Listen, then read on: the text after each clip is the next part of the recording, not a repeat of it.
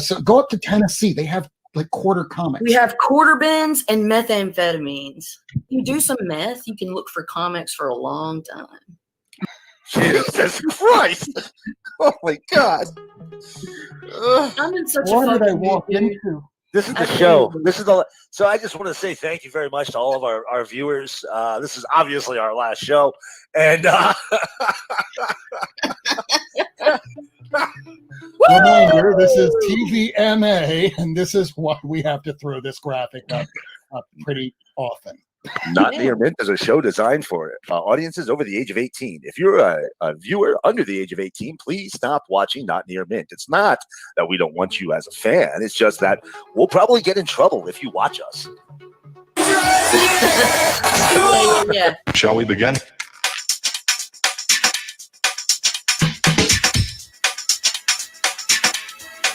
Let's begin.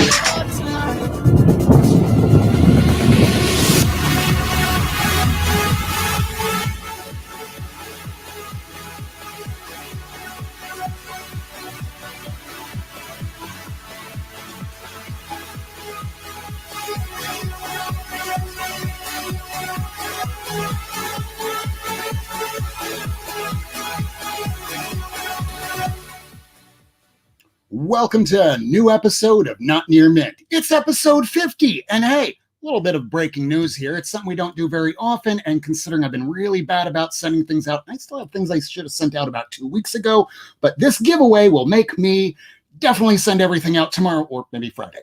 So this is the new breaking news that we will have a giveaway of some comics by the end of the episode, but we're going to start out with Once and Future issue number 1. It's first print, and it's a great story. Issue number 8 was the last one. I don't know if 9 has dropped yet, but what we're going to do is, and you can talk amongst yourself inside the chat room, but overall, you can't vote for yourself. You have to vote for somebody else in the chat that you believe should deserve this the most. This is Once and Future. If you've been watching Cursed on Netflix, it's kind of like that, but more like modern and in today and much, much, much better.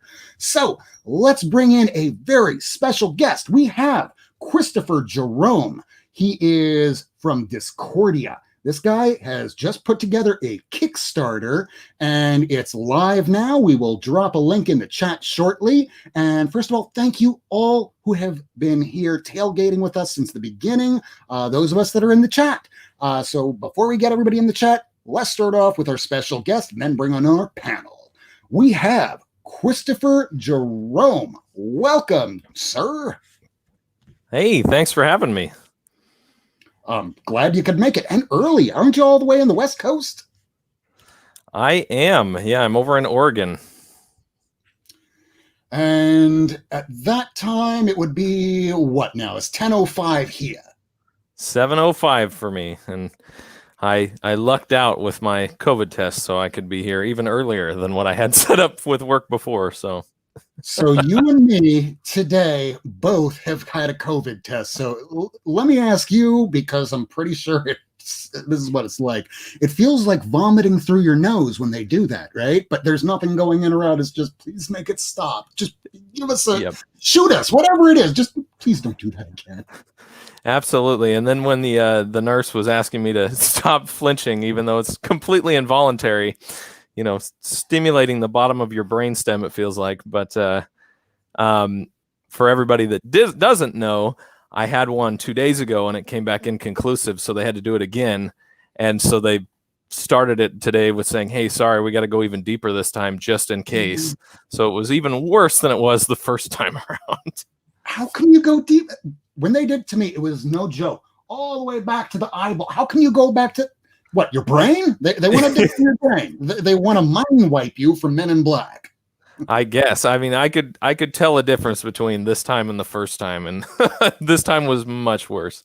Oh, what fun. We're not fun. Yeah. And let's hope that we don't have to do it anytime soon, and that it comes back negative, because we don't want a scare. A scare means, well, we're going to have Flashpoint on a little bit later on in the episode.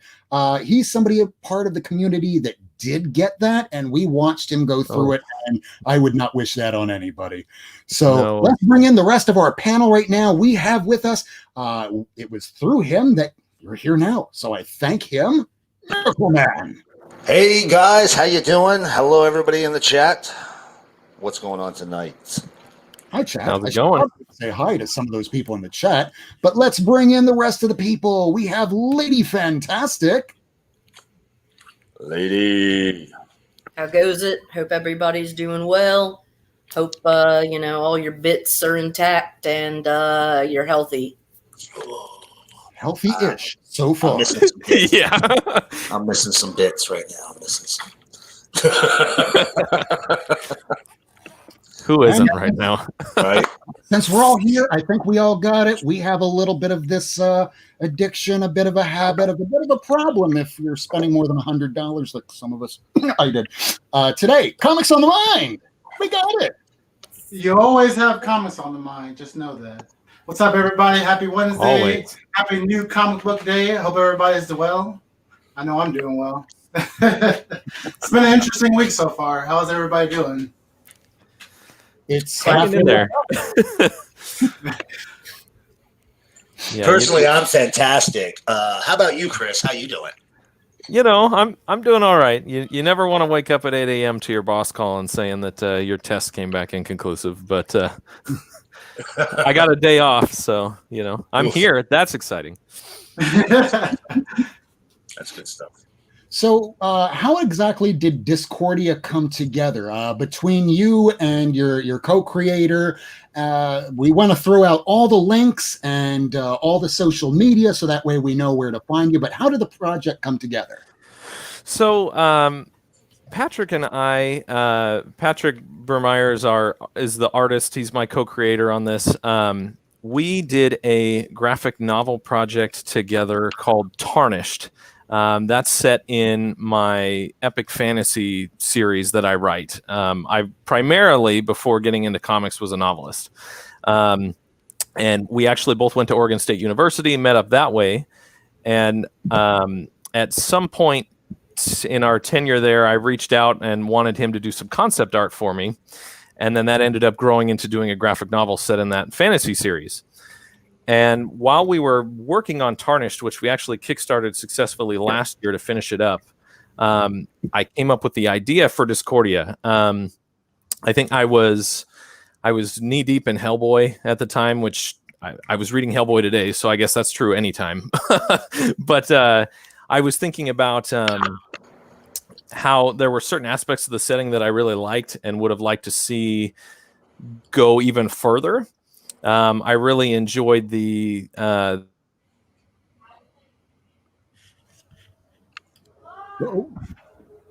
The side. There we go. Started to come up. Oh, are we back? Looks like it cut out for a second. It happens. Oh, perfect. So I was thinking like, what would I do if I took that idea and went a little farther? And then I started to craft this world, and Patrick and I were talking, and he felt that his art style was really conducive to horror and played to his strengths. And he's a huge horror fan, as am I. So we came up with the first short that is in this 0-issue Kickstarter, and that's called The Frowning Man. And we released that to Webtoon last year. And the response to that was really strong. So after we finished up Tarnished, we came back to this project and decided we had something here that we could actually turn into an ongoing series. Nice. Very cool. So from what I read, it looks like issue 0 is going to be a trilogy of an anthology. And then if we wind up getting this fully funded, people are reading it, you'll get to do an issue 1 and an ongoing series. Yep, that's the plan. So right now, issue 0 is 3 shorts, The Frowning Man, Eldritch Storm, and The Plague Bearers. You can read all 3 of them for free on Webtoon. Of course, you lose something doing that because we have to cut Patrick's awesome artwork up and fit it into that vertical format. But we have some stretch goals planned as well. If we get $1,000 over our goal, we'll put another short in there. We're coming up with a social goal right now that'll be a certain number of shares and retweets, and that will get us another short. So it could end up being 4 to 5 shorts in the comic. but they're each like a slice of life, slice of death kind of thing for the world. They serve to really do some heavy lifting world building so you can see the different aspects of our setting. Discordia takes place in a complete secondary world, so I kind of leaned into my fantasy background. We've got a really awesome map that we had made. There's multiple different countries and cultures. We put a lot of effort into making this setting feel like it has this rich history and all this background. So each of these shorts tackles different parts of that. Most of them are set sometime around this inciting event that I like to call it, when the Concorde fell. The Concorde was this fascist government that was taking over the entire continent, and then they did something really bad, woke up something even worse, and reality kind of shifted and everything fell apart. And that's why they started to call the continent Discordia, because it all belonged to the Concorde before they fell apart. So you can kind of expect each of these shorts, they're interconnected just in the sense that they're in the same setting. There might be some similar themes, but they all tackle different areas of our world. Right now, I have up on the screen, for those that only listen to this instead of watch it, we have the Kickstarter that's right up here on the screen to your right. So you're getting to see the artwork along with the link that I posted inside the chat for those that want to take a look at this and perhaps throw a few bucks your way. I think it's that, what is it, $5 just to kick in, $8 for the book, $10 for a fully funded book, and then like $15 for the different variant covers. I just ordered one the other day, and here I'm pulling up the first issue regular cover now. Yeah, so this is the cover that Patrick did. It's got a little bit of a piece of each story on there. The Frowning Man's pretty prominent. We've got the farmhouse in the background, and then we've got the battle from the Plague Bearers up in the foreground. So this cover is really awesome. It's, I mean, I think all of Patrick's art in this is top notch, like coolest stuff that he's ever done. Yeah, it's a great cover. Yeah, I'm loving the vibe of it. Yeah, this looks like at some point you might even have Vault Comics going, hey, you want to option? Yeah, I This don't like looks the trade like- dress. I don't know who your graphic designer is, but I like the trade dress on it too. Oh wow, that one's really cool. Yeah, so our the letters are all by Tobin Rasico. I worked with Tobin on Tarnished as well. He is really awesome. He came up with the logo. I had him do the cover layout. He did all the letters inside. So want to make sure I give him a shout out, because letters sometimes get kind of dropped when people are crediting everyone, and he plays a big part in giving this book the feel that it has to. So. Oh yeah, especially on something like this. I mean, lettering is going to carry a little bit of the feel, it looks like, to this type of storytelling. Yeah. So this is the Frowning Man. That one's really cool. Mm-hmm. He looks like a very happy guy. Yeah. Oh yeah. Yeah. I love Is he the also- shadow people in the background. Oh, go ahead, Kurt.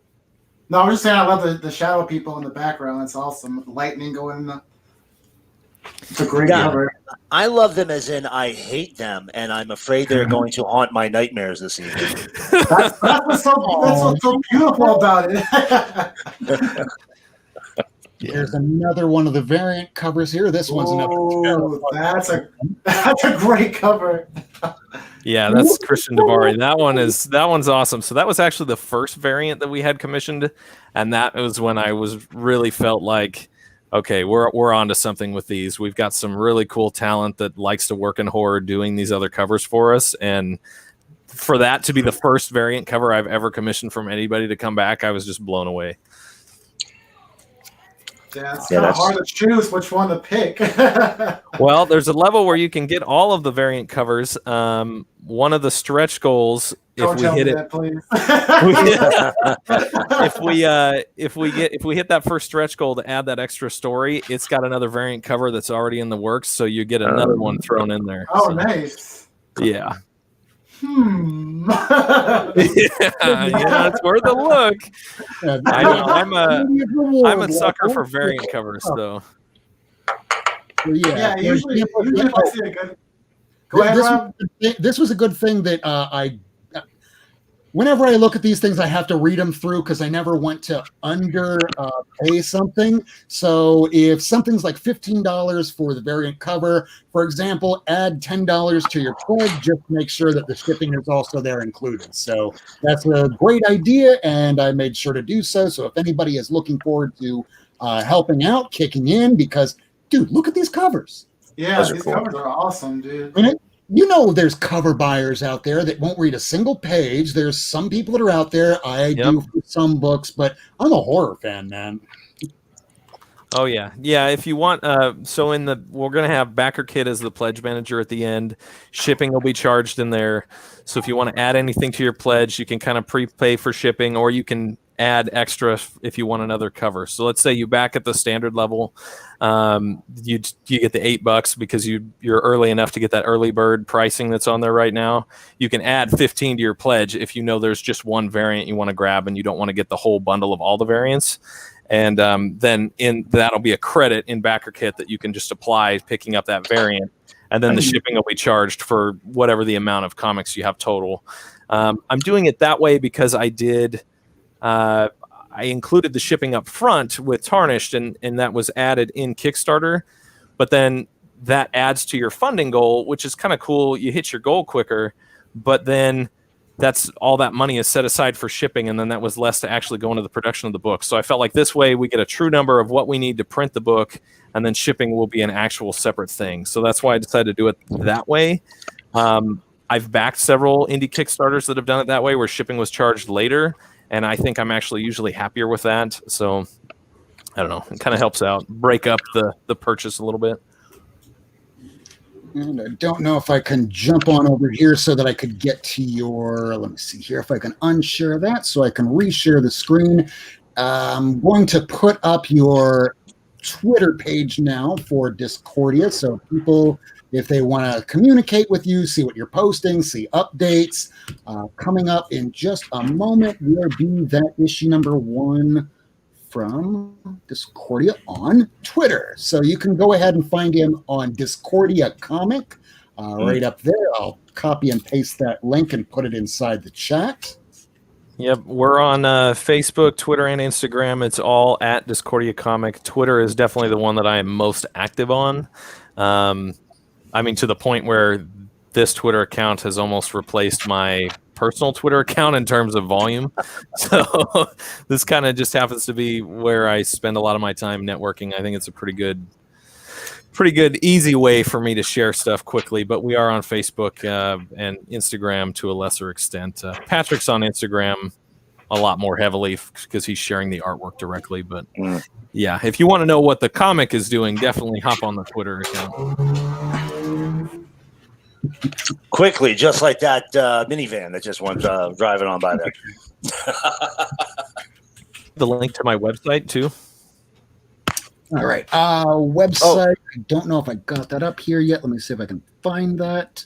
Or should just be Discordia. There it is. Try to keep the branding the same across every platform. It's all Discordia Comics, so it's easy to remember. Good plan. Good plan. So do you have so this is you were saying this is your first comic that you've worked on, right? Yeah, the first that's going to be come out in individual floppies. Tarnished was like in a OGN format. It had a paperback and a hardcover. It was about 62 pages. We had a different process with that. So because that was in my fantasy series, I was a little stricter with, hey, this is what I want. This is how many panels per page. This is what I think should happen in each panel. I mean, I was flexible because Patrick's the visual artist, and if he ever told me, hey, I think this will look better, I always defer to that. But with Discordia, I really wanted us to be co-creators. So my script now is way looser. I let him come up with all the layouts. I mean, we kick the script back and forth. I make adjustments based on his feedback. So I think it was a lot more fulfilling of a process because I wanted it to really be as collaborative as we could. So we did work on a comic project before with Tarnished. It just was a little bit different format. Right. No, this is really cool. I love the map, man. I'm a sucker for cool alternate maps. Yeah, same here. That's just awesome. I was looking at the packages and I was like, this one comes with the map. Yes. Oh yeah, the map was really cool. So that was obviously with my fantasy author background. I like maps of these fictional worlds, and I took a gamble on this. Rolaris Maps, I'd never used him before, but he had some really cool stuff. And I was like, I think I can really elevate this project if I have a map commissioned. So I did that. Gosh, that was part of my stimulus payment went to that. So that's how far back that was. And oh man, I was just blown away when that came out. I mean, having the map helps us with the storytelling too, because it kind of grounds us, and I can remember, hey, this is where the character's at.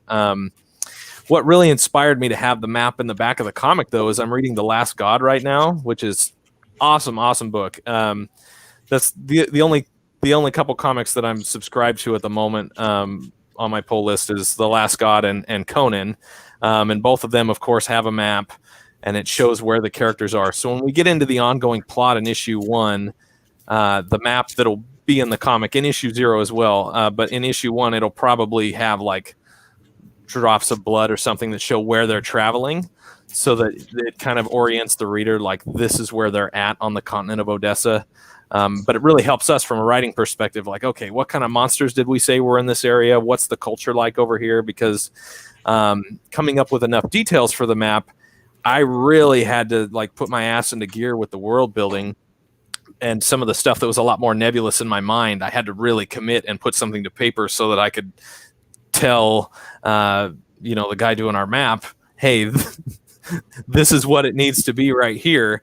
I couldn't just say, oh, well, I've got plans down the road. Maybe I had to actually commit. And I think that was really helpful to get that out of the way up front before we really dove into the story.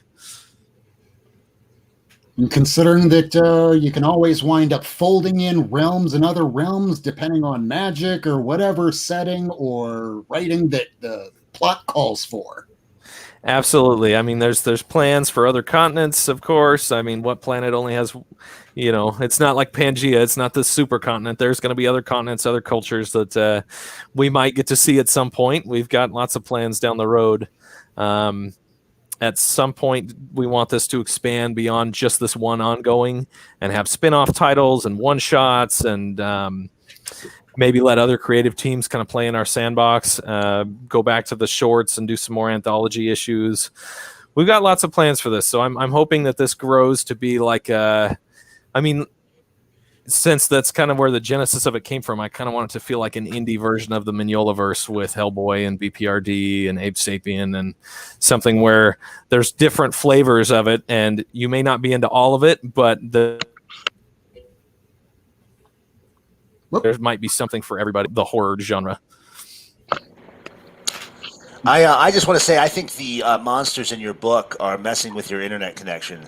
But it sounds really cool. I do like that idea where you get an option to kind of look at different paths throughout the same world, see things through a little bit different eye. A single point of view can be very limiting when you're entering into a whole new world. And it sounds like you've really fleshed out your world here. Yeah, and we have tried to put a lot of effort into that, and I definitely like the idea of having some different art styles, having different people write stuff. Patrick wants to write some stuff himself. So we really want to get to a point where other people can take our ideas and kind of play with it. We'll just have some set rules you got to follow, and then, publish some other people's stuff in this setting. So I think it will have the capability to grow and be really fun and have some really good variety. As long as another writer or artist doesn't wind up stepping over your continuity, they should be good. Right. Yeah. Well, of course, we'll have to play editor a little bit and sign off on everything so that that doesn't happen. I don't want to have like a universe reboot every so often. From editor, you're already one step ahead of most Marvel and DC books. Womp womp. Tell me I'm of course. the great thing about anthologies like that is you can, even if somebody came to you with a story that might be outside of continuity, you could just slap a Tales of, and or something like that, outside of canon, and just let somebody, like an Elseworld style for horror, except it's just horror. I mean, I think all horror is Elseworlds, really, if you think about it. But absolutely, that's that is something that, kind of loosely, to go into some plans, there's going to be a bookstore in the capital city. So the one kingdom that hasn't fallen, they're like analogous to 1940s Britain. It's called Alventi, and in the capital Sinosh, there's going to be a bookstore called the Abyssal Tome that's going to have this kind of like Vault of, I think no, not Vault of Fear. What was the Tales from the Crypt? What was the one with the old witch? Oh gosh, what was that one? It was Vault of Fear, Tales from the Crypt, and then I'm of course blanking on the one that I wanted to name drop. Anyway, I don't have a single issue of any of them. It's too old and expensive for me. The shopkeeper of that bookstore is going to be kind of like the old witch from Haunt of Fear. That's what it was. Yes, that's it. Sorry. She's going to be the shopkeeper, interact with one of our protagonists, but then we're going to try to use that as a spin-off to have like Tales from the Abyssal Tome or something along those lines that'll let us do like a real Tales from the Crypt style anthology with different creative teams, and then they can just tell whatever story they want in the setting. And she'll be like the horror host, and that's, I mean, we're a ways out from getting to that point, but when we do, that'll kind of be where we get our feet wet with letting other people play and have less rules, because it's very much going to be like an Elseworlds. Did these things really happen in this setting, or is this just creepy stories that this crazy old bookseller is telling you? So that'll be fun. Yeah, that sounds good. Actually, we have somebody in the background right now. It's a full family. They were our first guest on this entire show. It's the reason why we have Lady Fantastic on the show. We're going to join us with, let's see here. Yes, the entire family. We got Sharon Caterina. Hey! Happy 50th! How are you guys doing? Very well. Hi, Miss Kitty. Oh, Miss Kitty. Oh, well, and there's another too. Special pets episode. How's her eye? What, Miss Kitty? Her eyes are still about the same, but at least she's eating. She's jumping up on the chair. She's hanging out with me whenever I'm in this room, which is like 70-80% of the day when I'm not sleeping. Right. Feel you. Sorry, our dogs. I did finish the pets episode too. So we have two writers here, Rena Brown, Christopher Jerome. Now, Rena Brown down here, she has just signed on another store to carry her book.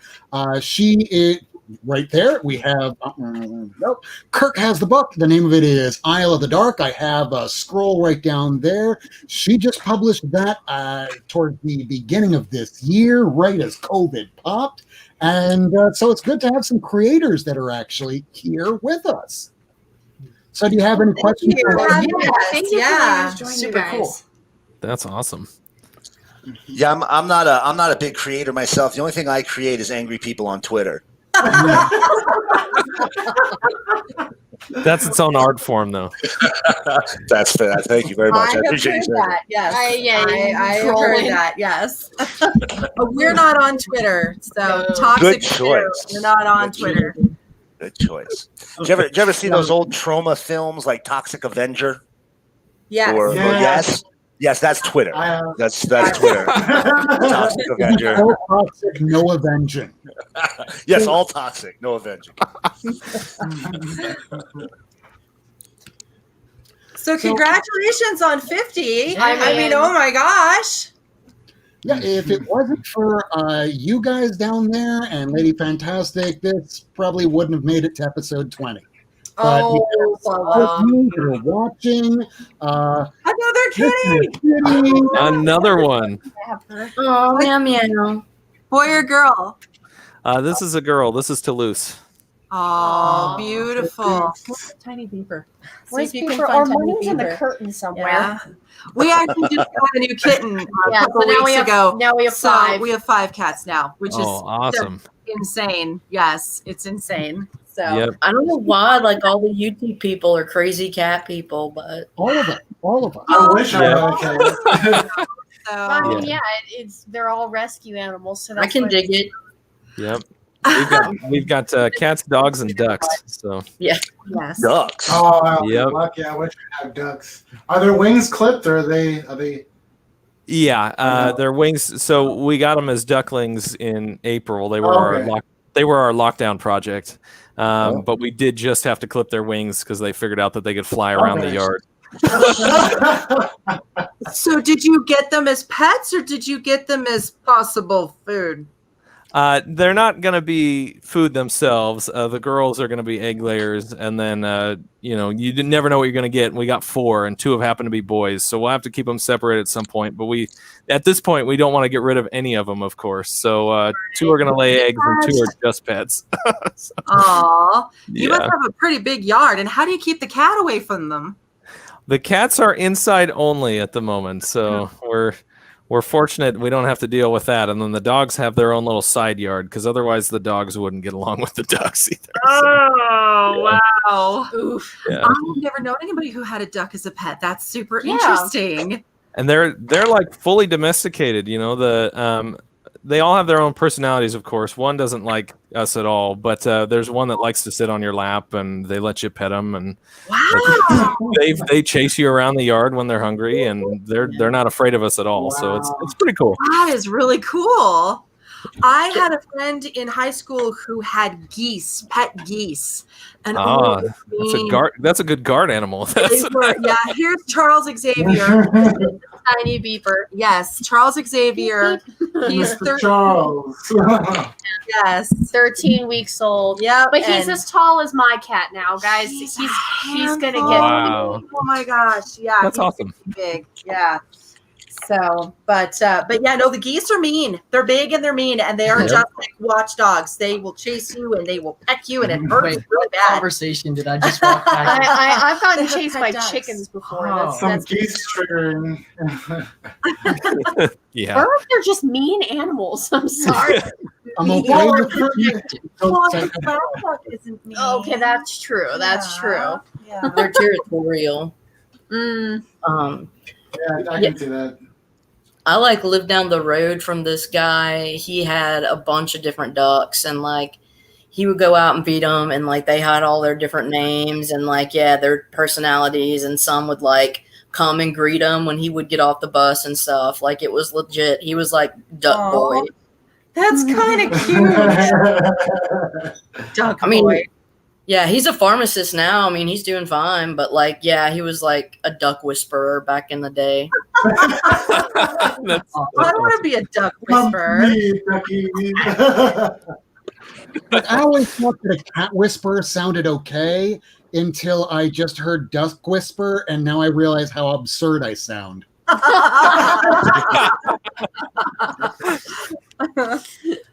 Miracleman, do you have a cat? You have to have a cat. I have 2 cats. Unfortunately, both of them are murdering each other somewhere else at the moment.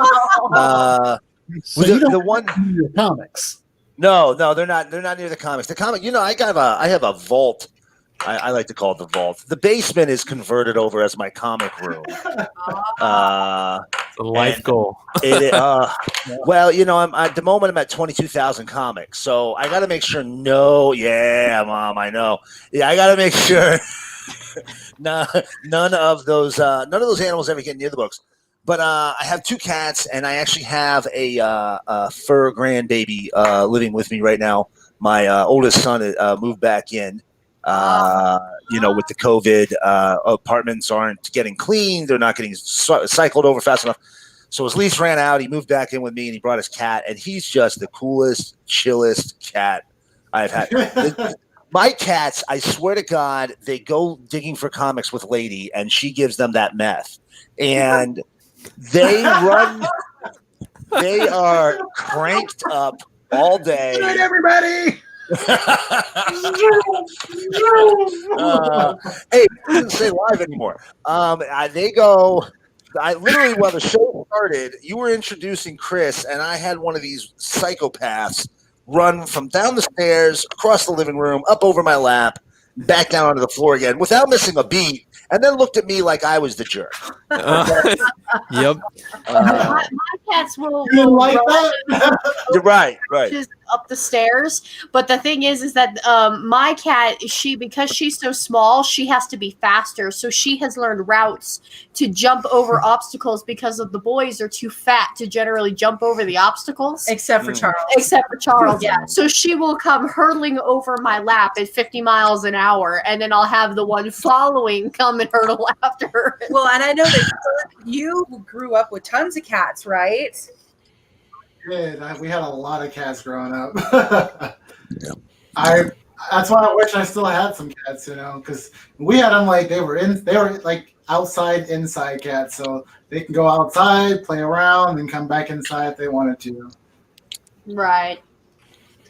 And then that's kind of what our boys do. They go outside, play around, and they'll come back They in. sleep on the back porch all day, and then they come in and they sleep a little bit more. So, They need a vacation. they have a tough life. Although I can relate to that. Charles, because he just attacks and gnaws on Well, all of yeah, them. Charles has the most One of our energy. cats will be sleeping. He'll walk up to them, hiss at them, and then run away. And she just wakes up. Vixen. The other day, Vixen. Vixen was sleeping, and he came up to her and just hissed at her. And she was sleeping, and then he ran away, and she woke up like, bruh. He gets along with them. Well, what he does is he'll jump on top of them and then bite the folds of the backs of their scruffs. So you have this big fat cat like paralyzed on the floor because there's a kitten on its back pulling at their scruff. It's He wants to play. So you play with me. So then they have all taken to hiding in their little corners throughout the day to avoid Charles for when he wakes up and is feeling frisky. That's awesome. Mostly. Yeah, we fostered kittens one time, and our he unfortunately passed, but our older cat at the time kind of like took them all under his wing, and he would lay on his back with 8 kittens like jumping on him and stuff. Like he acted like a mama cat, but yeah, it was crazy. And then our other cat, Daenerys, did not like the kittens at all, and so he would like chase her off and keep them safe. It was really interesting how he adopted that role of surrogate parent very quickly. I think boy cats are so much more mellow than girl They're cats just are. nicer. Yeah, they're just nicer. Because it's the same with our Shadow Boy. This is the 3rd kitten he is now co-raising. Yeah. Yeah, that's Because awesome. of my black cat, the black and white one that looks like he's wearing a tuxedo. Cloak, yeah. But then the second I disappear, turns into the Antichrist. It's because I have to have this cat in the comic book. Well, yeah, don't you actually call him Satan? Yeah, it's Mr. Scratch. Yeah. Okay, so Yeah, that's awesome. hey, I don't know. could it be Satan?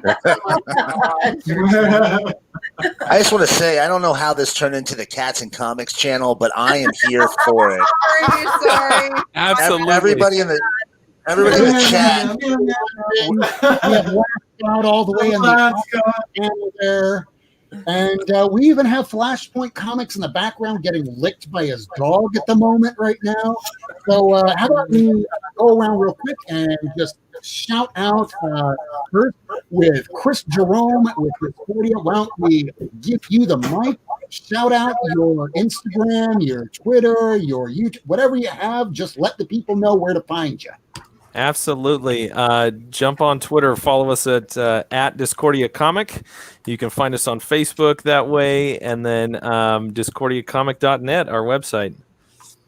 And as you can see right there on the screen, I'm putting it underneath you. Please welcome to the show, Christopher James. Sub him up on Twitter at Discordia Comic, and the Chris Jerome, as though he even said he will be found more or less at Discordia Comic.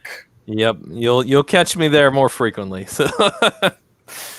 All right, so with Life of Two YouTubers along with Cade and Rena, why don't you shout out your channels? Well, you go first. I mean, you're the one who's almost. He's 4 away from 800. 800. Yes, so we could drop a link in the Wow, chat. congrats. Sub him up. He's almost there. He's so almost there. close. Yeah. And he's at Burning Block about 99. Yeah. And then I am RA Random Wolf, although I don't really do much on the YouTube. You can find me more on Instagram, which is also Random Wolf 99. And then you can read about my book at isleofthedark.com. So and then this Saturday, Caroline and I are going head to head on Comigories, which I've been trying to get you to do she's for a gonna year. smear me into paste. She's gonna smear me into paste with my one short box full of comics that I own. So it's gonna be fun. It's gonna be fun. I'm going to tune in for that episode. I'm watching that one. That's awesome. That's on the Boy Who Had Seven's channel. Right. Oh, Yeah. perfect. Perfect. We'll be doing that. And another little bit of breaking news here. Not Near Mint and not me. The whole cast here will be on her show. Is it this Saturday? That's right. So I think that we're all scheduled. I think we're all available unless, yeah, I'm feeling sick now. No, we'll be there. Even if I'm sick. Yeah, and it's going to be a little bit of a switch because normally Rena is the host. Right. And she was supposed to go to Missouri, but because of COVID, that got canceled. Yeah. But I am still going to host, and she will co-host. Yeah. So we're going to like throw a little curveball and It's just going to be me tons of people on air. at one that- time. Like normally I'm in the background and you don't see this. You just see her lovely hosting us. But for Not Near Mint, I'm going to step out of the shadows and hang out with you guys. I sometimes would let them talk and just let everybody else have the platform. Which, here's another little update.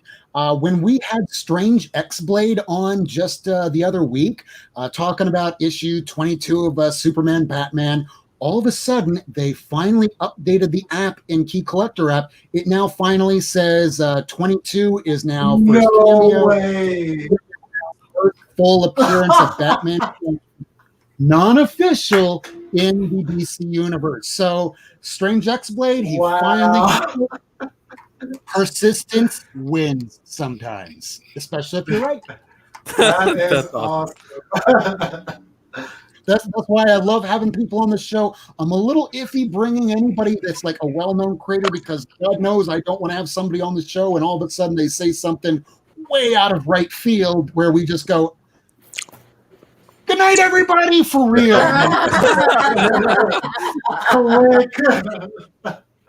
That would be the most frightening thing on this show. It hasn't happened yet. The closest we got is to a braided booty hole.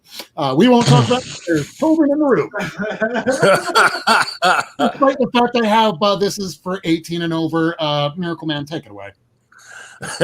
Not Near Mint is a show designed for audiences over the age of 18. If you are somebody under the age of 18, please do not watch Not Near Mint. It's not that we don't want you as a fan.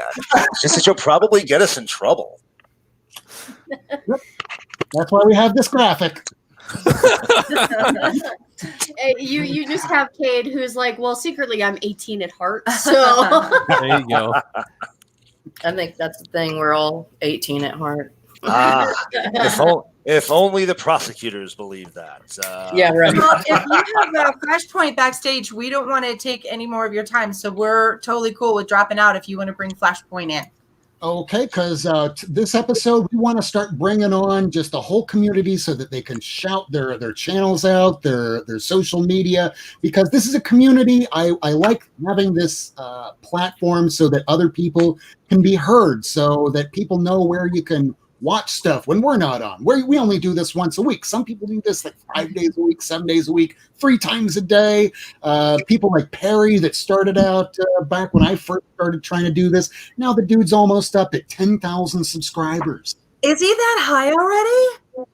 Yeah. Oh my maybe gosh! The more. last I checked in on him, he was at like 3,500. So good for him. Yeah, I will never knock somebody because they decide to go down an avenue. I wish that he would go back to lurking. If he doesn't do it, maybe we will. Maybe somebody else will. But that lurking is how I found so many YouTubers, and I want to kind of see that spirit keep going on in the community. So if anybody wants to come on today, we will be dropping the link a little bit later. So like the two YouTubers, Made, Rena Brown, Sharon specifically. Thank you so much. You will be Thanks for having us. Wow, congratulations. Nice to meet you. Nice to meet you Thank too. Thank you. Take care. Bye. Bye-bye. Yeah. Not like us because it's awful. All right, now bring it on to the show, Flashpoint Comics. Hey guys, how are you? Yo! Flashpoint. Hey. You got to get him right where he was drinking. Where'd the dog go? The dog. Hold on, let me go find him. Scooby Doo. Oh, he's out. Where are you? Yeah, he's. I think he went to bed. He doesn't want to stay up. Smart dog, man. This show sucks. We're talking about cats and dogs and geese over here. You live in the wild, don't you? Don't you, Flashpoint? Aren't you like with animals and wildlife and etc.? Oh yeah. I live in the boondocks. Yep, on farm. So yeah, all the fun stuff that comes with that. Have you tipped a cow? Yes, that was back in my younger days. I mean, I tip cows, man. So no judgments, at all. Aliens come to visit us. I'm pretty certain that it's their equivalent of tipping cows by anally probing us. Jesus God, man. It's not even been 45 minutes. We're into the anal probing already. What the hell, Rob? Well, Not Near Mint is a show designed for audiences over the age of 18. If you are under the age of 18, please do not watch Not Near Mint. It's not that we don't want you as a fan. It's just that Rob's probably going to go to jail.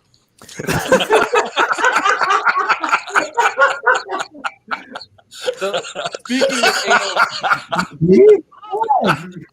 your show, dude. I want to go to jail. I don't live in Miami. I'm in New York, and my real name is. And he's out.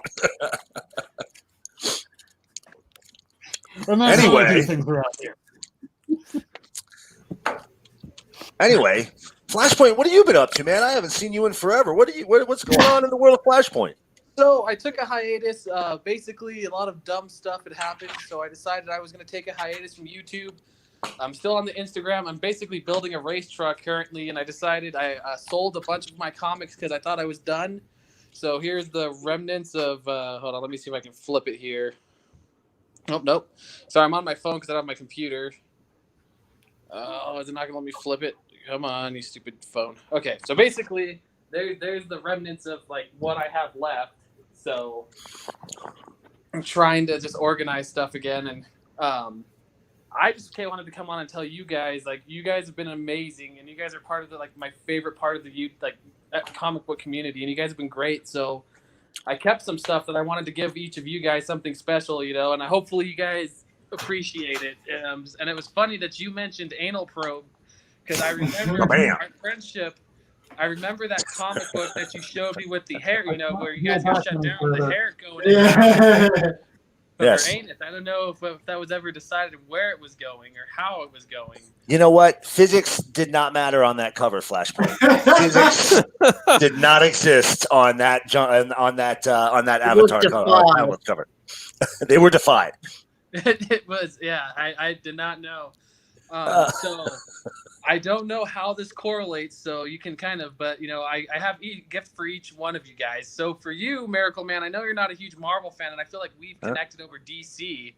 So I don't know why, that anal hair cover made me decide to give you this, but this is what stuck with me. So this is no for pornography. You. Oh, okay. Oh man, dude, that's awesome. Thank you so much. I know you don't like Marvel, so I figured the whole reason I'm giving you this book is because for some reason this cover reminds me of that cover, and I don't even know why. Maybe some fucked up fantasy. I don't know. But Listen, all I gotta say is the fact that there's anybody in the world that thinks of braided hair into a booty hole, and I immediately come to mind. Like that's like all I've wanted in life. You know what I mean? Like I appreciate that, Flashpoint. Thank you so much. That's very kind, my friend. So, Lady Fantastic, you've been an amazing part of the community as well, and I've enjoyed talking to you when we were talking a lot. And you're such an outgoing person. And when I think of you, I think of Wonder Woman. So, I mean, I still have your AOK. So for you, I decided I'm going to give you, the Dark Knight's Metal, the Wonder Woman variant, because I figured, all 4 of those, because I figured that just reminds me of you. So that's amazing, dude. I really appreciate it. And I actually have a stack of comics over here for you too. But I'll do your thing. But I can show you that later as well. But yeah, I just wanted to, Kurt. So for you, I have a bunch of I have West Coast Avengers for you, and I wanted something really special for you, and I couldn't find what I was looking for. So I decided I was gonna go a little bit off with you, and I decided I was gonna give you, an X-Men #1. So maybe wow! Yeah. 90s goodness. Yep. And you can collect. I'm pretty sure this is a connecting variant, so you can get all the other 3 in this, 9.8s and have a whole connecting. Is that a thing? Am I right? Is this the one that's? Yeah. Oh yeah. Oh, nice. And finally for you, Rob, you were my first friend on YouTube and Instagram, and you have been even talking to you just talking to you again after taking my break. You have been. And I'm one sorry of the I'm your realest first. people that I've met, and well, I could have had worse first, you know what I mean? You didn't leave me with crabs or herpes, so I can't complain. For you, I decided, I think you've been posting a lot of the Spider-Man stuff, and I know you enjoy Spider-Man, so I'm gonna send you this. Oh, nice. Nice. Wow. That's pretty. So much. Yep. Wow. That was the only book my grandmother ever bought me, even though she would always hate all the comic books I bought. She still went, well, this looks nice enough for my 8 or 9-year-old grandson. And I love the book, so I'll frame it. So that's what I wanted to do for you guys. You guys have been I know I haven't been active much, but I've been watching every week. I've been lurking. I just, I needed to take a break. So figured now is the best time as ever to get you guys and say hi and see how you guys are doing. I'm glad to see you back, Kurt. You're always smiling. You're wonderful, and I hope you don't let anyone bring you down, man. Who cares what everyone says? You guys are. Yeah, I appreciate you, man. Thank you. The only person who brings me down, the mail carrier telling me, yeah, your package is going to be another week late. No. And I just have to say, thank you, sir. Can I have another? Oh, I know the post office has been terrible. I've been waiting for my CGC stuff. I have a 60-book CGC box that I'm waiting for to get back, and it was supposed to be delivered a month ago, and it's been sitting at the post office. Every time I go down there, they're like, oh, yeah, well, we can't give it to you right now because some weird stuff had happened. I was like, well, so I have 60 books waiting to be opened at the post office, and I'm upset. Give me. Oh, geez. I got some. Here's a stack I want to show you that I have for you. I blew you up. Will you make me big? Okay, here you go, Flashpoint. So there is a stack, and it's you may have tried to get these from my thing, but I don't think I'm just going to give them all to you. So, but you got this Crystar. I don't think we ever I'm just going to give this shit to you. Was that for me? Because I think we talked about it once, Crystar. I can't remember what comic. Yes, it was. All this is for you. I'm going to frame that one because that is actually my 150th copy of that book. So I'm going to frame that for you. The What If Juggernaut. Oh, yeah, that's a good one. That's a good one. That's a good one. The holiday special. Oh yeah, that was so excited. I could never find that book. That's a great book. Who is the artist on that cover? Is that Dustin Newton? Looks like it. It says Tony Johnson. I don't know. It's up. I'm gonna look it up. Looking it up. Is it DCU holiday special or is it DC? Oh, is that Jorge Jimenez? Yeah, Jorge Jimenez. Oh yeah, man, he's great. I was like, Tony. Tony the Tiger. Yeah. That's Legends great. of the DC universe. That is awesome. Yeah. Great book, man. Great book. Another one. Ooh. The Flash covers on Legends were bomb. Yeah. I knew you wanted to get back in the Green Lantern. I know you like Rebirth, so you probably have like 132 of these. So No, I actually don't. I don't have so Comic Fu when we were talking, and I've been reading all of the stuff like in his order digitally, and I haven't got any of the Rebirth yet. So that's awesome. I'm definitely gonna read that. I haven't read any of the Green. Is it any good? Yes. maybe I haven't read. I'm not a Green Lantern person. Oh, and Robert Benedetti had a pretty good run too. Oh, also, I got a couple more, dude. Come on, Rob. This one, Rob already had, but it's just a DC Universe logo variant. I don't have that. Of Superman. I don't know, and if you don't want it, like just give it to somebody who cares. And then I thought you wanted this. This is Superman 75, new stand first print in like perfect shape. Yeah, Oh, that was. I did want that. That was. Wasn't that on your auction, right? Yeah, but it's yours. You're just gonna get it. Okay. So yeah, that's sweet. And also these Crisis on Infinite Earths. I got you number 2, right? And number 3. Yes, there we go. Those are the 2 I'm missing. I'm super excited. I need to read those again. Yeah, and then one of these lenticulars, but it's the Superman and Wonder Woman. So you got me hooked Oh, on that's cool. now. Yeah, and then Justice League United. Future's End, they that's really super nailed those covers, man. They really nailed those Yeah. lenticulars. So I haven't forgotten about you. I've got it like Flashpoint stack, so I need I've to got a bunch of Wonder Woman and stuff for you too. Speaking of the lenticulars, so I'm doing the closet thing now. So that's my 2020 pickups for this year. So nice. I got that the Flash lenticular after I watched your comic haul video, and I was like, oh my gosh, I bet you there's a Flash one. So I had to order it after you got it. Like after you. Heck yeah, dude. There's a lot of cool ones. That's awesome. All right, I'm gonna go put these up. I'll be right back.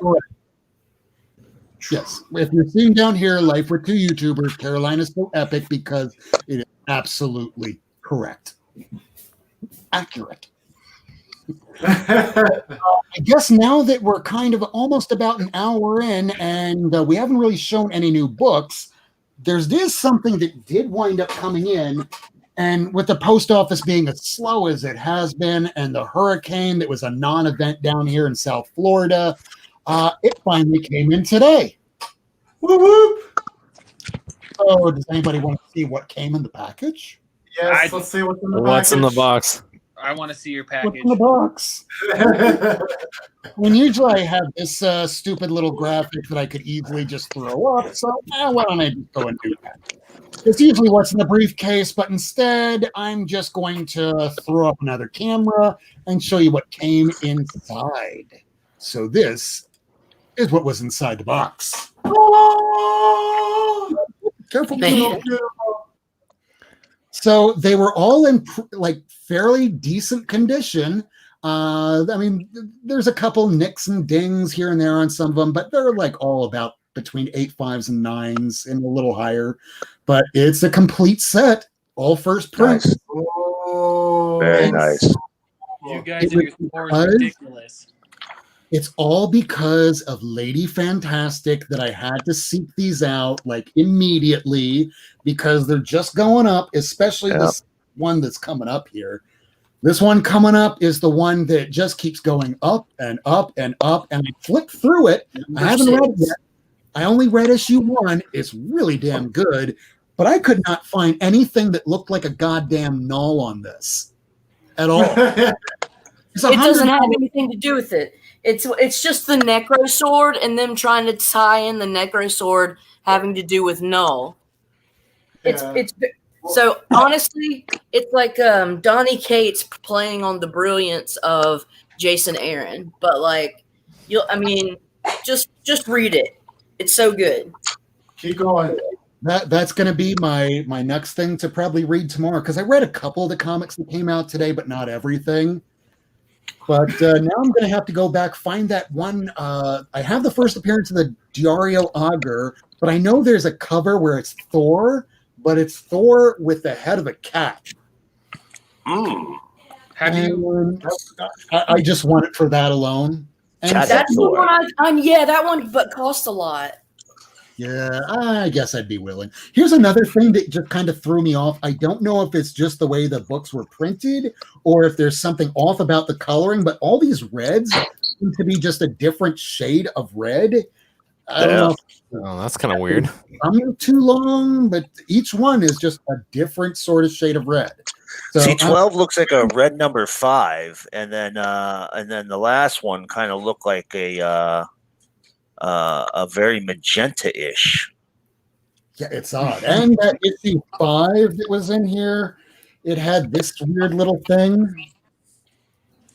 So I've got a quick question for you guys. I know you guys are mainly Marvel, but please tell me you guys have been keeping up with the new Flash, like the Rebirth, the Legion of Doom. The Legion of Doom is getting freaking crazy. Oh yeah, man, I've been reading Flash. I have every issue. I just haven't read it. You need to. So you know what?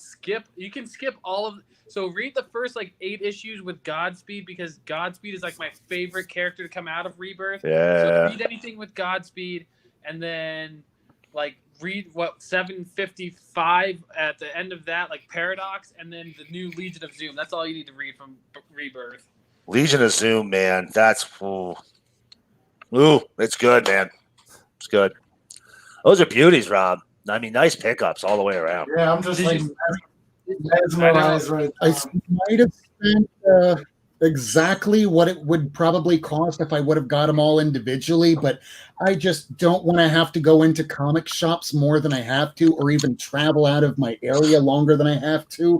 So if I can get everything all in one shot, I mean, now that I have this, the next 2 big things to pick up by the end of the year is going to be, for the most part, Adam Legend of Blue Marvel 1 through 5, if I can find it, and X-Men 1. So those are the things that wound up coming in the mail. But otherwise, I know that we all wound up picking up some new comic books today. So you want to go around the room? Sure. Who wants to go first? Lady Fantastic? Chris? Flashpoint? Chris. I always at least offer Lady Fantastic first. Ladies first. But we also have some guests.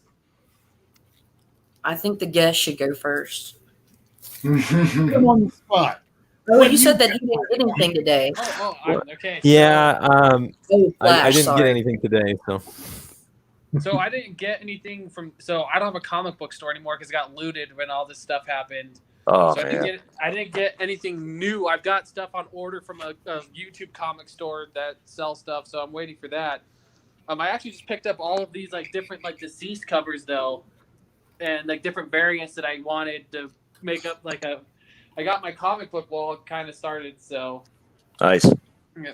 Actually, so if you haven't followed me on Instagram, I have this. He's an artist named the Shoyu Sauce, so it's the soy sauce, I guess, and his art is done with spray paint, so it's not pencils or anything good. So I bought his mystery boxes, and he made me some cool connecting covers. Oh, that is cool. Okay. Yeah. So I mean. That's cool. Yeah, we know Jay Garrick and Barry Allen are the best Flashes. Well, clearly. You know what, man? And I get in this fight with people all the time. Like when I go to different places, like I can't stand Wally West. I just can't. I can't do. Wally. What? It's okay. You know anyway. And it looks like you're getting into another fight tonight, Chris. Let 'em have it. All right, that's just because I got into it through the cartoon. Dude, so tell me, okay, Miracleman, I love you like family, but tell me, what about Wally is so appealing? You know what? I'll tell you why I like Wally. For me, I haven't met a Flash I didn't like. So let me preface my statement with that. But the reason I liked Wally is because I was reading DC Comics when Crisis on Infinite Earths came out. And following the story arc of Barry, because Barry pops up right at the very beginning. I think it's issue 2 that you start getting your first hint that something bad's going to happen. That's a great issue. Something bad's going to happen to Barry. And by the end of issue 8, the big issue where Barry runs himself to death to defeat the Anti-Monitor, when you watch that's a great. I love that story. When he runs himself to death to beat the Anti-Monitor and just falls apart into a skeleton and just disintegrates. Yeah. And then you follow up with Wally coming out of retirement trying to find his Uncle Barry. And issue 11, he first I think runs into the costume where it's the psycho pirates trying to yank his costume out of the crumbled stone castle that once belonged to the Anti-Monitor. And issue 12, the first epilogue, not the last epilogue. I think there's 2 epilogues, maybe 3. But one of the epilogues has Wally being told, "Hey, your whatever disease you had that was killing you is in remission, and now you can take on the mantle of the Flash." So you come out of Crisis on Infinite Earths with Wally West as the Flash, taking on the mantle of his uncle, and really not trusting himself, but doing it solely because of how much he idolized Barry. So and you lead right out of that right into new combined DC Universe Earth. And Wally was a cornerstone of that because he launched out of the event, right out of Crisis on Infinite Earths. And Wally went hard. They had Wally everywhere. He had his own series. He ended up in Justice League. He was making appearances all across the DCU. Not to say that there weren't times when he was obnoxious. Absolutely. His Justice League Europe portrayal as like a lecherous, like teenager who just couldn't handle being near boobies. That was insanely boring. But there's the character overall was great. And then, he builds a family, and he builds a family that, I love Barry, but Barry didn't build the Flash family. Wally built the Flash family. See, I disagree though. I see. Okay. So you know what? I'm gonna have to text you because I don't want to. I could go on for hours about this. Text me later. We'll talk about it tomorrow. All I'm gonna say is I like Wally and the Teen Titans. I feel like the Flash was he was way better in the Titans than he was as a standalone Flash. And I understand. See, the Flash kind of got shafted to me because I feel like they went through because then he had Impulse. Impulse was a joke. Bart Allen was it was I liked the idea, but they didn't really implement it well. But he was meant to be a joke. Yeah. He was the comic relief. Yeah. As Wally moved into the role of Barry in the DC universe, they had to bring somebody in that was going to be that kid's sidekick and add that comedic element. And I think it worked at different levels, but it was definitely a series that wasn't geared towards adult readers. It was definitely geared more towards a younger adult reader. Yeah. That YA. Yeah, see, but I just, with Wally was just, I felt like Wally at first, where they're just like, oh, well, people are getting tired of, because it's the same thing with Jay Garrick, when the whole point of the, Barry Allen was the point, they were trying to reboot the Flash, all of those old superheroes, trying, the Green Lantern, that's how we end up with Hal Jordan and all of these Silver Age, Oh, yeah. Because they were trying to reboot the Golden Age versions of them. And, I loved Jay Garrick. I loved Flash comics. I loved, and I felt like Wally was trying to, the whole point of Wally was to do that to Barry, because they were like, oh, well, Barry Allen isn't popular. And at the time, DC was struggling. So they're like, well, we'll just kill Barry, at the end of the first, the first block of Flash. And then we're going to make Wally the main. And I was like, it's kind of a joke, I don't know. Yeah. We should definitely talk about this more offline. because I think we could do this conversation all night. But yeah, so those books, I basically got like all the DC stuff. I'm not collecting Marvel, so yeah, I just got all the new DC stuff that I showed. Good books, man. Good books. Isn't Shazam ending though? I think Shazam Yes. 14, 13. Yes. Yeah, like the next issue or the issue after that, they're going to release Superboy Prime again. I know. Oh boy. Punch a hole in the universe and maybe bring back another Deadpool. You have Jeff Johns writing a monthly series. Obviously, Superboy Prime was going to end up in it. I mean, monthly. It's on issue 13. It came out 2.5 years ago, if I remember correctly. I don't know. It feels like it's been a long time that series came out. Technically monthly. Spoiler: Superboy Prime is what caused Discordia to happen. Makes sense. Did he Sorry. punch your comic, and that's what happened? Did it turn into Discordia? I told you, the Concord woke something up, and it made reality shift, and it was actually Superboy Prime. So, well, call up Jeff Johns, have him punch another hole into the universe, and then let's get your Kickstarter funded. Yeah, I just purchased that, so I just went into that because I'm super excited for your books, man. I want to get all those variants. I feel like you're gonna blow up and do good things with that. So I'm happy to awesome. be part of Thank you. Yep, just saw the post earlier today. You're about a third of the way through.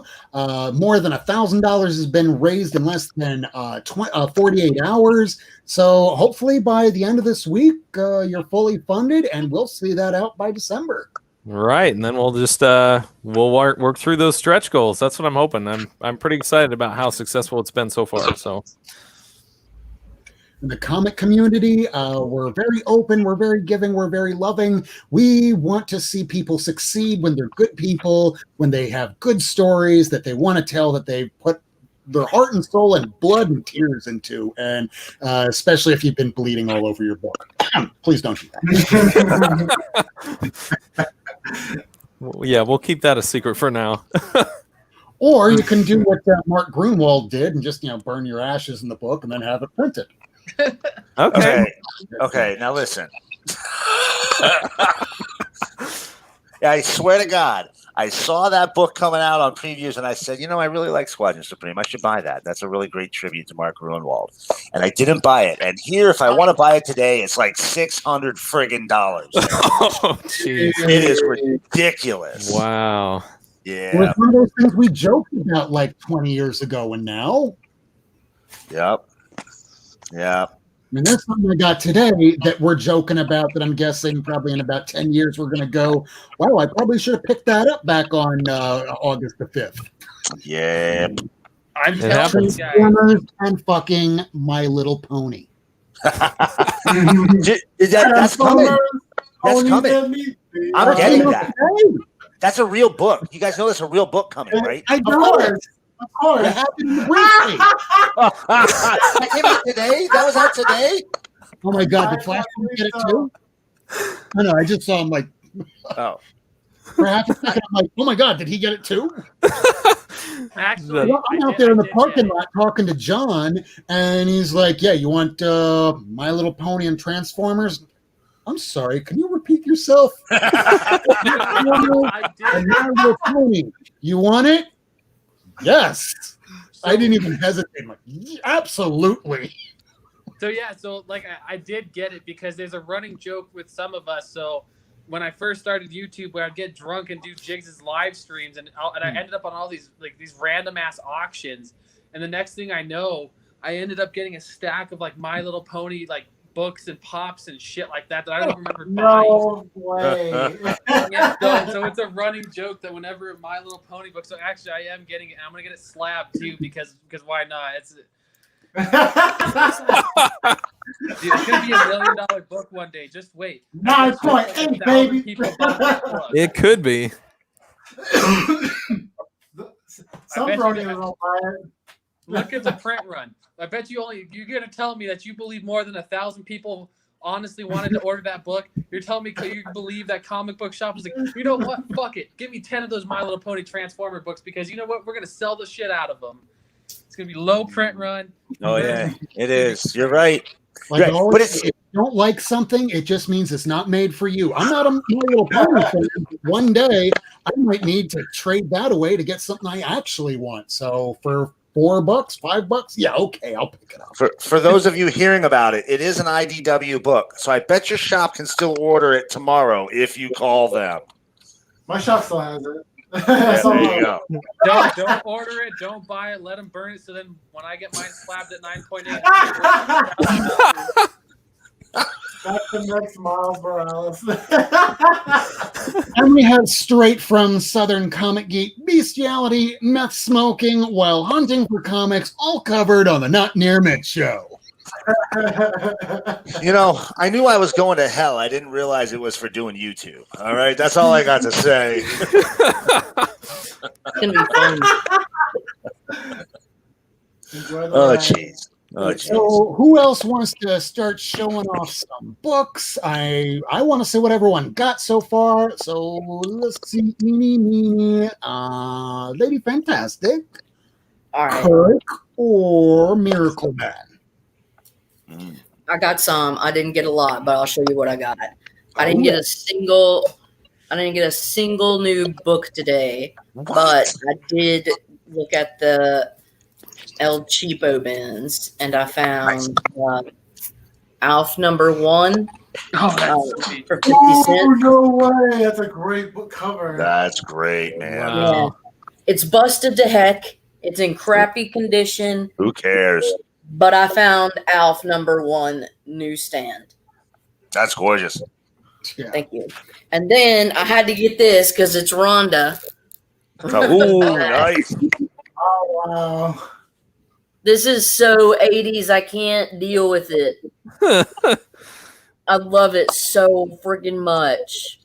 So, anyways, yeah. Then I got these. So I actually gave Tacoma Comics issues 1 and 2 to Captain Planet. No way. I found issues 5 and 6. So I need to find 3 and 4 before I send it to him because he's OCD and he'll freak out if he doesn't have the whole one. And I just found this. I mean, it was in the 50-cent bin. So I was just like, screw it, I'm going to do it because it's stupid. That's why. Great run of Wolverine. Planet, he's a hero. Gonna take pollution down to 0. Yeah, I found this a long time ago for 75 cents, and now it's No a key. way. Yeah. Exactly. You found it. That's an iconic cover for 50 cents. 75. It was way back. It Wow. was way back when. What number is Yeah. that anyway? Huh? Nine. What number? 9? 9. Yeah. 9. Yeah. And then, gosh, I found this thing. I found this thing in the quarter bin. It just came out. Nice. Yup. Outlawed #1. What does the price say? $4.99. $4.99. Are American. you out of your mind? Wow. I got Not it for even like Canadian. 1/20th of the price. That's America. Capitalism. Yep. This was an A-OK from Steven Spock, but it's the Scotty Young variant of the first Silk. Very cool. And then I'm getting into the different print runs. I'm really getting on that. I don't know why, but so I got 2 second print variants of Silk #1. Beauty. Great These cover. are only about 11,000 of those were made. So it's lower print. And then I got a #2, a second print variant. Nice. And then today I found Howard the Duck #1, which is the first appearance of Gwenpool. But this one's a variant edition, and he's in like his Sid Vicious punk phase. That's the Darsky. Yes. Yeah, it's the Darsky. Yeah. So, and then actually, like a day before, I found #2 for like $1 at Half Price Comics. So Nice. now I have one too. Yeah. So that's pretty cool. I just got this in the mail. I actually had extras, or well, I have more now, but this is the volume 2 Squirrel Girl number 1. Well, wait. Yeah, it's volume 2, number 1 and number 2. And then there's this. It came with this Comic Fest thing. I don't know, but it also came with some Miss Marvels. And then I was talking about the different prints. So I have Miss Marvel 3. Third printing. Damn. Yeah. Number 4, second printing. And number 5, second printing. And then this is the very first run of Kamala Khan 6, and it only goes to 19. 8. I love Miss Marvel. This is 14, I think. Yeah, 14, 15, 16, 17, and 19. So yeah, those are just some of the things that I got.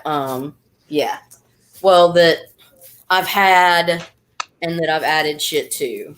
So, anyways, And the first run of Ms. Marvel, Kamala Khan by G. Willow Wilson, it's solid writing. I mean, everything that we now know about Kamala Khan was all in that series. And it's just a fangirl that's just in love with the whole characters that are going on around her. And what's going on with Flashpoint? What? Oh, no, I was just making sure you're awake.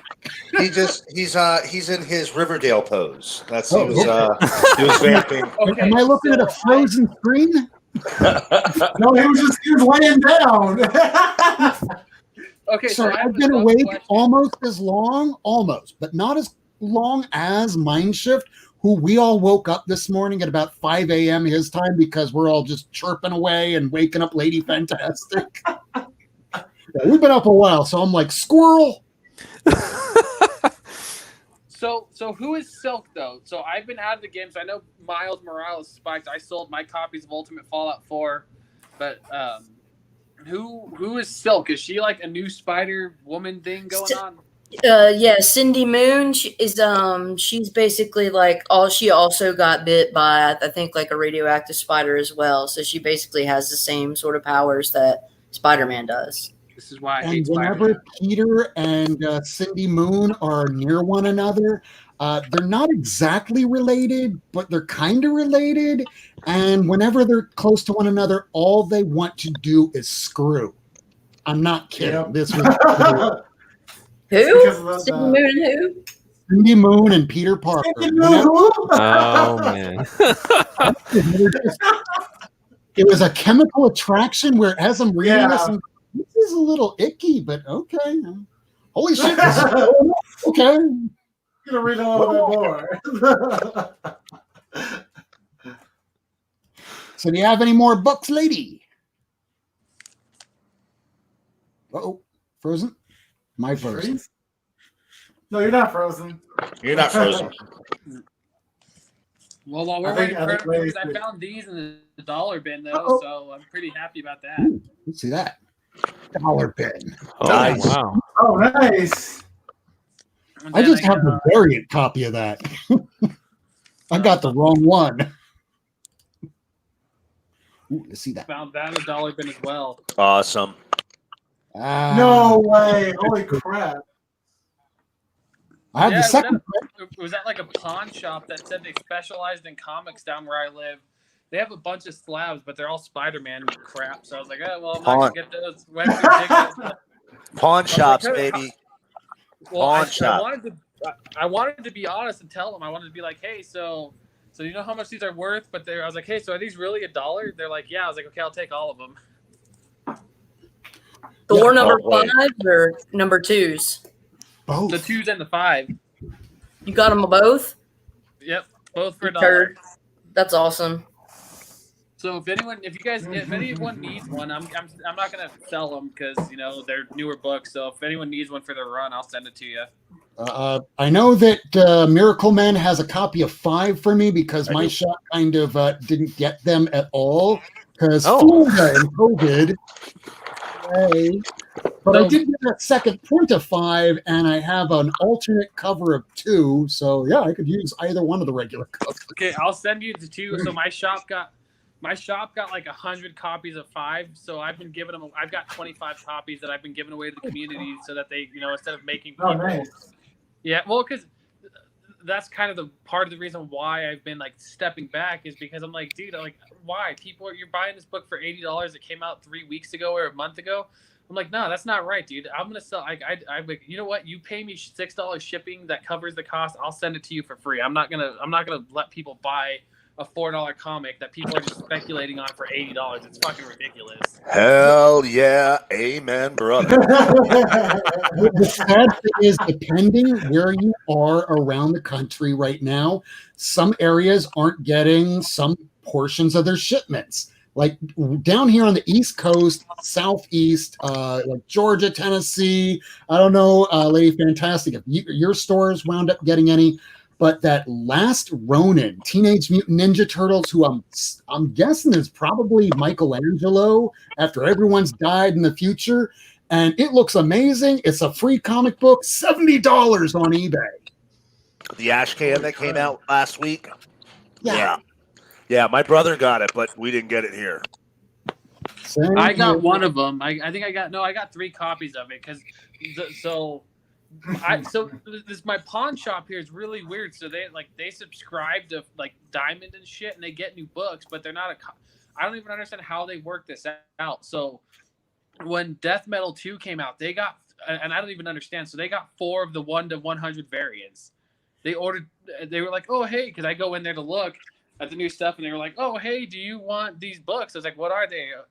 And they were the black and white, 1 in 100 variants. I was like, how much you want it? Because I was like, they usually rip off. They're like, oh, you give us a cover price. So I picked up 4 of the 1 in 100 variants for Death Metal 2. Oh, fucking way. Yep. And I was like, well, how did you get all these? Did you guys buy them or what happened? They're like, no, they just came in our shipment. So I don't know if DC is like screwing up because apparently it's been around like there's been a few shops that have been just getting tons of like the 1 in 50 variants, the 1 in 25. So like they're smaller shops and they're just getting crazy amounts of the the ratios. And so I got 3 of the Death Metal 1 black and white 1 in 100 variants for cover price, and then 4 of the Death Metal 2.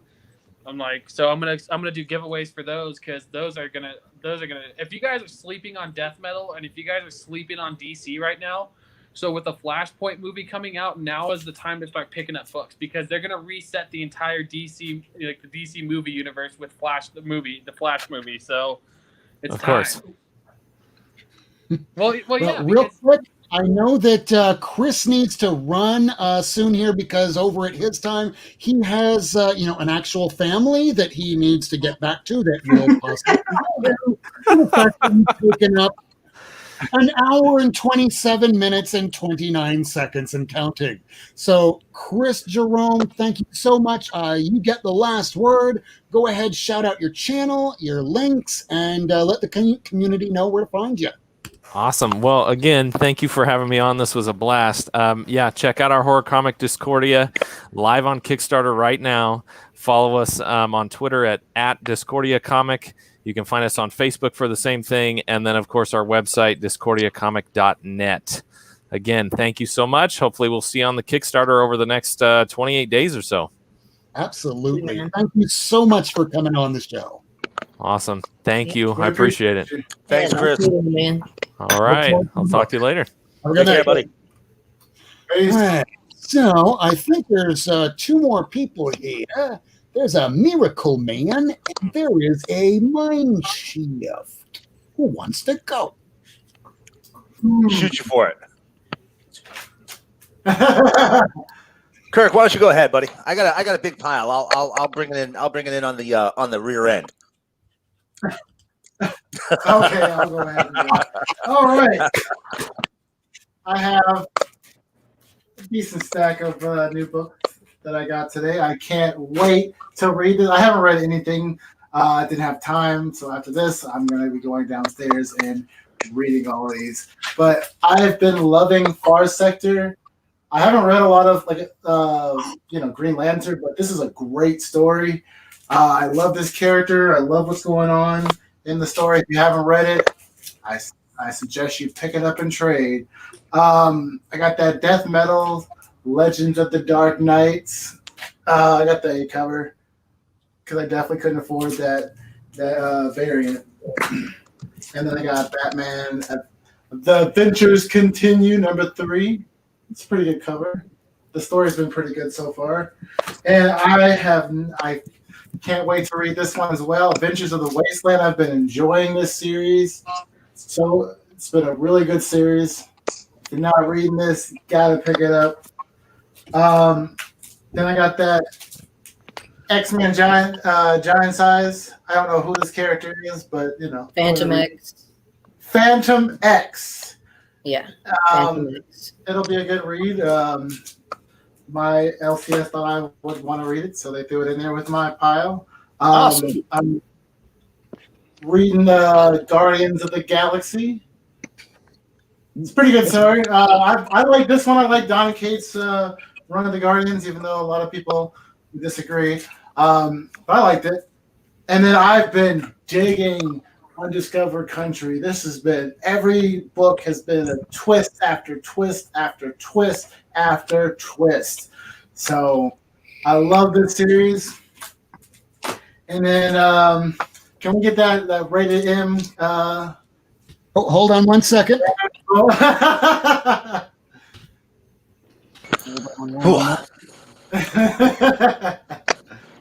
All right, now that I got that there, let me find where that thing is.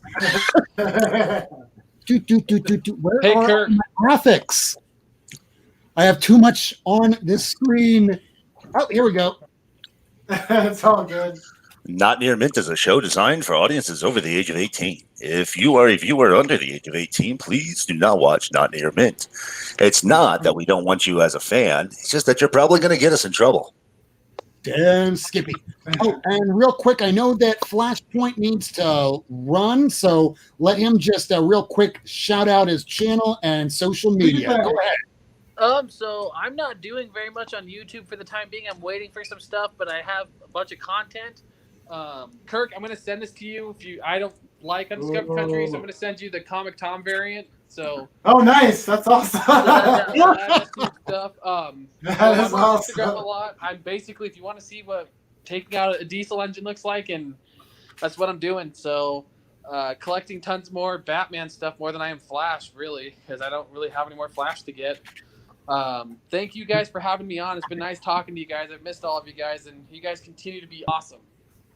We miss you too. We're glad Thanks, buddy. you're around, man. Thank you. Good Take seeing care, you. man. And Be one safe. more time, this is a show for 18 and over. And now, back to Mind Shift. Back to me. So, of course, I have to show this because it's a great series. And come on, who doesn't love some money shot? Look at that. Oh, cover. yeah, baby. Yeah. Oh, yeah. I have loved this series. It's been I love the concept, making porn to fund your science experiments, There we go. So another good series that out of Image that I'm reading is On the Dump. The way, politics should be handled with our fists. So I got issue number 2. Issue number 3. Very cool series.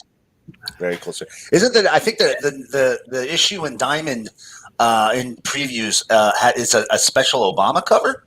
Is that what it is? Is that what I saw? Like the upcoming issue? I don't know, but if that's what it is, I gotta get that one. Right? Yeah. Here's number 4. Yeah, so Nice. I'm gonna be binge reading these tonight before I go to sleep. But that's all I got. All my new books for Comic Book Day. Take it away. And I'm looking down here at the bottom of the screen here. Ace McGrath, somebody that's just been starting to watch our show. She's pretty cool. She winds up reading a lot of independent books. Yeah. Look at all the books she got. No Marvel, no DC, and it looks like it'll lead right into the next person who's up next. But Lady Fantastic, real quick, I know that it's getting a little late. Do you want to do a quick shout out before you get to bed? Hey, yeah, my name is Lady Fantastic on YouTube and Syrup84 on Instagram. I'm a little sleepy, but if things come up on my channel, then they will, and you'll see them. Such is the nature of the YouTube. And this Saturday, you will be on, you're going to be doing a competition, right? Yeah, I'm going to be on a thing, Comic Gories, Ladies Night, against Sharon, and I'm a little nervous because she's very creative. And I don't know what I'm going to do. And then but she has 9 books. And then we're going to be on Isle of the Dark, too, or Isle of the something, right? Yep. When is Right that? on. Same That day? would be same day, 10 o'clock at night. So But it's going to be monopolizing the YouTube airwaves. Oh. At least it's good content, lady. Yeah. Just There's fucking that. ace content. Ace content. Ace content. I'm sleepy. I got to be at work early tomorrow. I'm sorry I'm a grump. All good. Be safe. Wear that mask because you don't want to be like me and have to go get a fucking brain swap. God damn, that's awful. Please don't have to do that. I wish you nothing but the best and safety and luck and an easy day for the rest of the week. All right, dude. You be safe. Bye, lady. Take care. Hi, lady. Have a good Thanks. night. Bye. So now, picking up from what Ace McGrath here has with her pickups, I know that you spent just about as much as I did at the park today. You, Miracleman. So let's see what you got. Boys, girls, children of all ages. I got me some comics this week. Let me show you. First of all, the book I text you guys. I said I want this cover, and I got it. Batman 96. Nice. With that clown hunter. Yeah, man. Jorge Jimenez. Is that how you say it? Is it Jorge? Is it? Yeah. George, Jorge, I don't know. It depends to the person. I don't know him. I really dug it. It gives you like a spider punk feel. I really, really dig it. Yeah, I definitely picked that up from it. Right. Super cool. Apparently all the variants are, the 1 in 25 variants are, he's doing character studies. All these different characters. The last one was a Joker. So obviously, speculators bought all those before anybody saw them. The next one, Real quick, did you read that issue yet? Not yet, because I got such a big stack.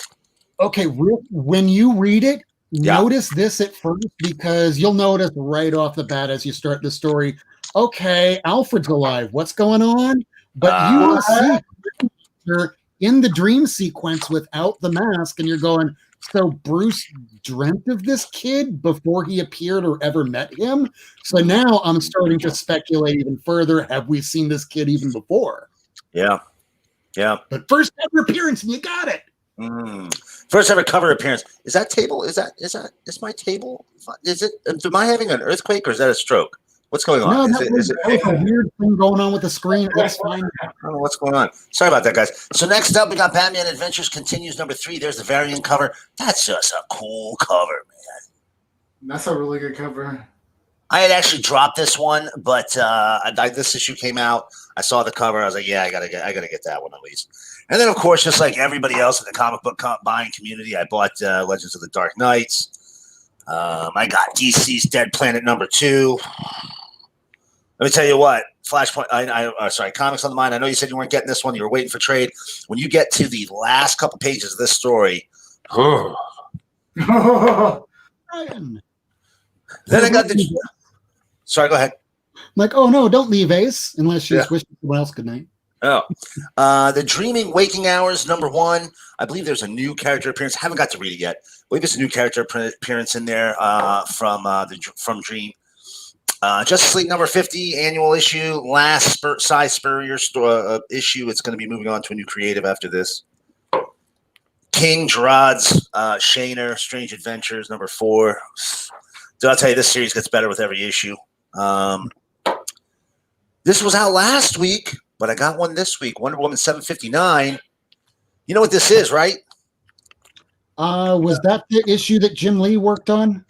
That's the issue that has Maxwell Lord returning into the Wonder Woman universe. Ooh. Big deal right there. Big deal. Young Justice 17, you know what? People told me they're like, oh, Bendis is a Talking Heads guy. And I was like, I don't see it. Now I read this issue. I'm like, yeah, I see it. I see it. Absolutely. But here's the thing with Young Justice. You need a lot of Talking Heads because there's so much that needs to be explained to put them back into DC Universe proper. Honestly, I think we're at 17 issues might be a little bit much. We might want to move on to some more action a little bit here. Mm-hmm.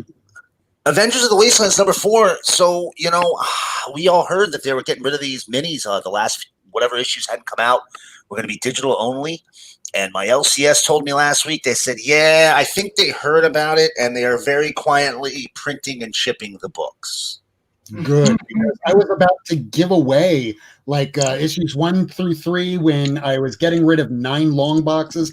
Right. I don't know if they were in there because when I heard, oh, they're not going to bother with the end of it, you can go and pick it up and trade. I'm like, well, why would I want 1 through 3 without the rest of it?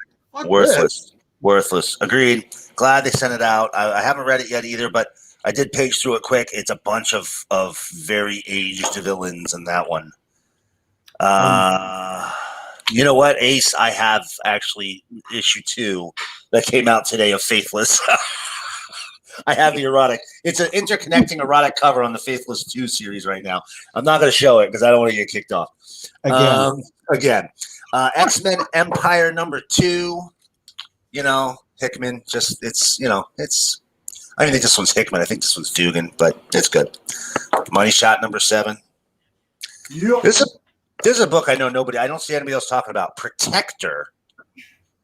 This is going to be an ongoing series, guys.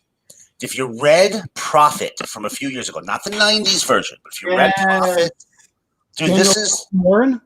What's that? The Daniel Johnson Warren run? Yes. My LCS was just telling me about that book, trying to sell me that volume 1. I'm going to get it. This is basically Prophet, but if you didn't have the structure of Prophet. It's that level. It's way in the future. Some old piece of human tech who's kind of like a human cyborg wakes up, and the universe and the world has changed so dramatically. I really recommend finding it. I think it's gonna end up being a sleeper. This Tarkanov, it's a guy's name. Is the artist Trakanov? It's killer, man. I love it. I'm really digging it. Yeah, one came out. Yeah, man. If you can get it. It's funky looking, but it's great. It picks up. Ace is asking the first issue. Okay, so it does pick up after the first issue. Okay. That's a good thing. It really picks up when you start putting the pieces together. The things they're talking about, like all of these are North American pocket civilizations that have grown without each other, and they've regressed to agrarian societies. It's very cool. I really recommend checking it out. Give it another issue. If you can't get it after 2, then But I try at least 2 issues. Listen, I don't mind crappy comics. In fact, one could say I love crappy comics. What's that comeback sticker? Oh my God, it's horrible, dude. What? Come on, man. This is the biggest comeback sticker out of all the books. Nobody else's is that big. Nobody. I know the background's a little lax, but really? Dude, I don't know what is going on. This is from AC. AC is like, I love FemForce. That's their oldest, longest running title. It's an all-female based super team in a female-centric universe. So, all the heroes, like the sidekicks are the guys. The main hero is the female character. See, the funny thing is I kind of like making fun of bad graphic design. So that's why I, create my own bad graphic design. That's great. What are you talking about, man? I kind of notice bad graphic design when I see it because I intentionally do it. Right. So anyway, I hate this. This art is this is like an Indiegogo, like my first comic book level design. And I'm not trying to bash the artist. but this is a professional comic publisher that's been publishing comics since the late 70s. Come on, guys. It's not hard in Photoshop to go edit, transform, scale, and kind of let that, what is that, a sash around her waist? So that you're not blocking off some of the artwork. Right. They're just killing the covers, man. Undiscovered Country 7. God, I love this series, man. It's so cool. Agreed, Ace. They should all be on the back. Yep. Well, they should be small, like the old Comics Code Authority. Yeah. Not taking up a 10th of the cover. Whatever. It's like we can read it. We don't need. We're not old. We're not 90, most of us. Right. So I mean, maybe I am. So you don't need like the spectacles with your testicles that are shriveling because you can't read it. Oh, what does it say? Oh, come back. I'm glad that I saw that. Thank you. Right. Graphic designer. Exactly. I forgot. I wanted to say real quick. I just made a wall of beautiful female characters of the comic book universe, just in case you didn't see that there. I did. Very lovely ladies. Very lovely ladies. So now I'm gonna throw up the back issues I got. I took a big chunk out because they weren't anything super special. I got a couple Cable and Deadpool, a couple Namor. I got almost a full another run of Booster Gold for 50 cents a book. God damn. The whole run? Almost a whole run. I think it's like 18 of the issues. Oh, nice. I only have it 25. Now I need to just get the other 24. The one's really the only other tough one. Like the ones that Jurgens and Jeff Johns were working on. That's when I fell in love with the character. Right. And then I wanted to get back into the originals, and I was about to start reading them, and then I started dating. Then when I start dating, I go, holy shit, when did issue 1 go from like a $10 book to a $50, $80 book? What happened? Yep. Pretty fact right there. Oh, nice. I've been wanting to read this book for a while, man. I've heard nothing but good things. Yeah, this book it's phenomenal, right? Oh yeah, it's so phenomenal. Great. I love the comics. I mean, the concept of it. It's for those of you who don't know, I'm going to tell you about it real fast because I know we're going really late. It's almost midnight, and I got a stack of books I'd still like to show you, and we have a book to give away yet. But real quick, the idea behind Black is: what if there was a universe where only Black folk got superpowers? How would the white folk respond? How would the government respond? I think most of us know, not in a positive manner. No. The book's great. It's very. I mean, there are several scenes. There's a scene where a young man is speaking to a grandmother, and you can just feel the. It's a great sound cover, right? You can just feel the history between them, even though they don't have any. The characters don't have any. You can feel that there is one. It's just communicated so well, and it's Jamal Eagle is the artist, and I'll stand Jamal Eagle all day long. Give me any book he draws, and it's gonna be a gorgeous looking book. Okay, highly recommend it. It's on Amazon. It's $15. I think Kwanzaa has a website. It's blacksuperpowers.com, and I believe you pronounce it Osei Jeffo. Just so you know, Osei Jeffo is that. I believe he's pronounced his last name. But Kwanzaa's he's a phenomenal writer. This thing, this is his book. It's great. Listen to Miracleman by Oliver Tree. I'll do that, Whack Comics. So let's get to the back issues. Oh, year 3. This is I think my 4th or 5th copy of 436. Mr. Timmy Drake. First Tim Drake. There's 437. Here we got 441. For some reason, 441 was the only one I was missing between all these books. And then we got another Tim Drake in the Robin costume for the first time, 442 there. Sorry, I shouldn't laugh at that. Yeah, I know, Ace, right?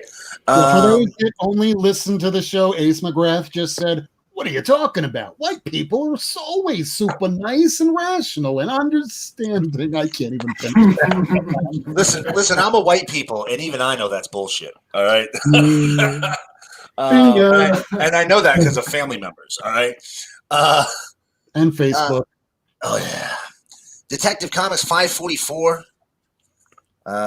It's a great. It's. I think it's Nightmaster and Shade. They were characters that were included in Who's Who, but were never seen again, as far as I'm aware. This is Defenders of the Earth #1. Nice and crisp and clean. It's a Star Comics title, guys. Yeah, those things were always beat all to hell. All to hell. This is the King Features superheroes.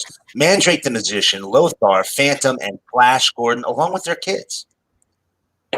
Great cartoon from the 80s. Absolutely loved it. I picked up a pile of Namor, but the only two I really want to show off is these ones right here because everybody was showing these off on Twitter not too long ago.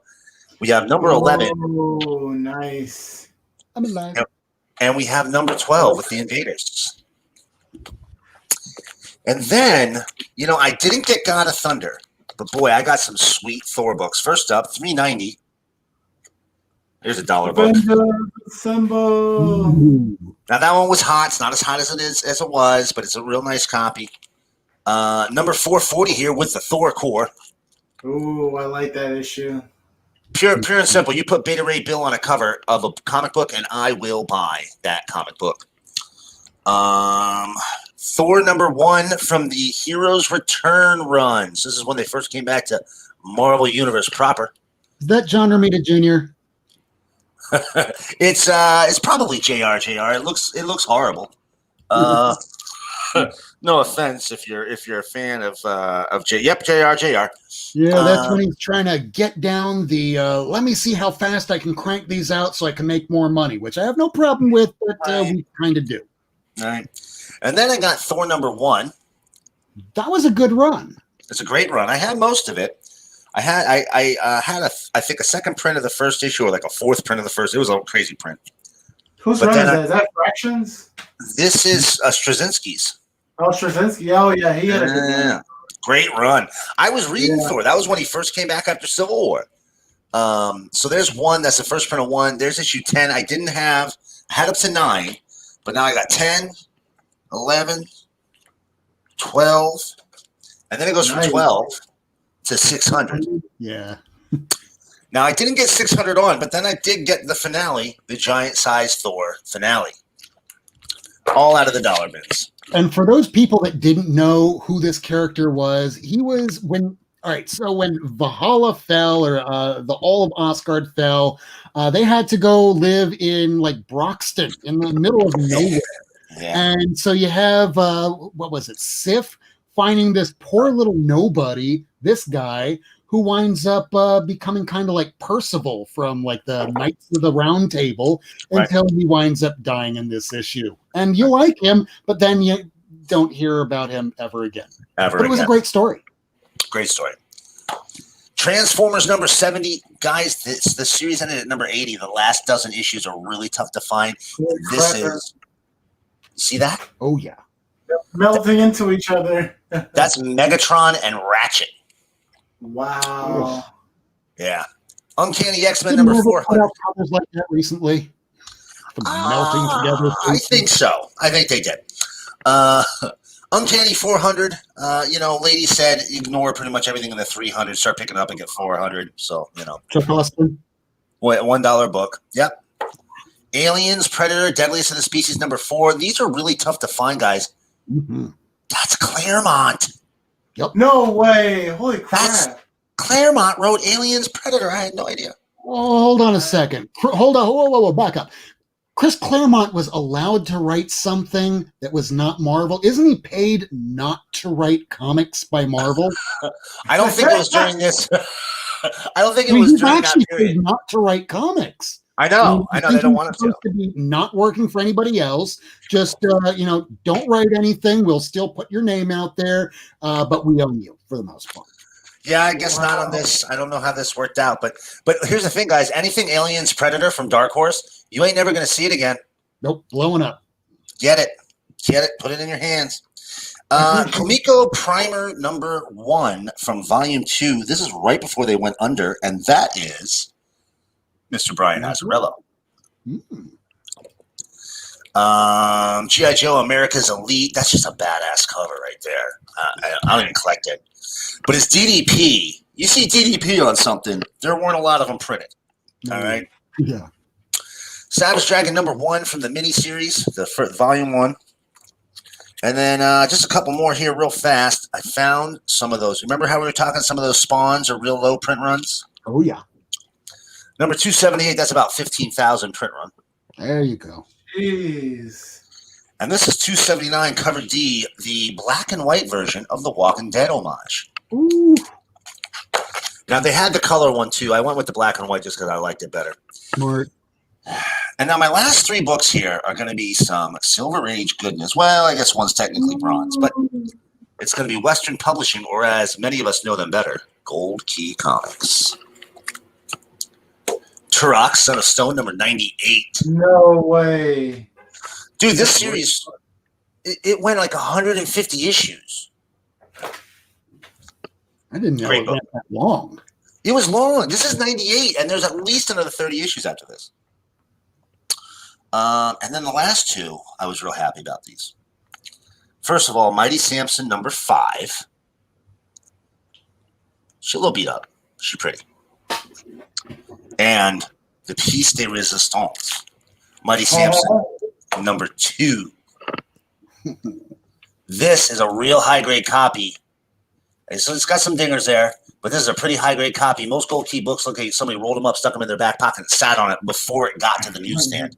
Almost every one I've seen. Almost every single one. These, I'm digging these. They're superheroes or they're adventure hero characters, I'm collecting those. One last book, I lied, from the free comic book day because I get this every year. The Tick. The Tick. By the way, just so everybody knows, the guy who drew this, I think it's the artist. It might have been the writer. He's got a Kickstarter going right now where I do remember Ed. Ed actually gave me, just so everybody knows, Ed gave me a Spanish language version of Turok. He had shipped it to me as a holiday gift. Awesome. Yeah, that was so free. He pinged me through Twitter and was like, "Hey, buddy, I know you're real private and everything, but if you send me your address, I got something I'd really like to send you." And he was so nice of me. He sent me these two books. One was a Tarzan, one was a Turok, and they were great. And I showed them to my buddy who's from Puerto Rico, and he was able to read it to me. I quite enjoyed it. Yeah, so there's the Tick. I'm a big Tick fan. I love the ridiculous superhero universe, and of course, FCBD. Every year they've got one of the best books on the shelf. So that one was out today, and I grabbed that as well. Awesome. And that is all I'm going to show you guys tonight. That's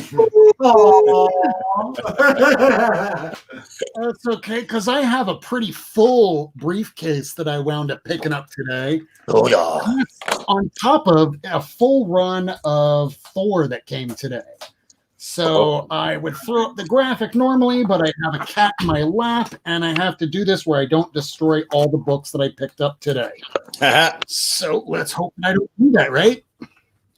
Yes. Because I'm always joking about it, although I'm deadly serious whenever I'm watching comic gories and telling people, rest in peace, all of the near mint copies that used to exist all the way up to and including moments before and after broadcast of comic gories. Sorry, Kitty.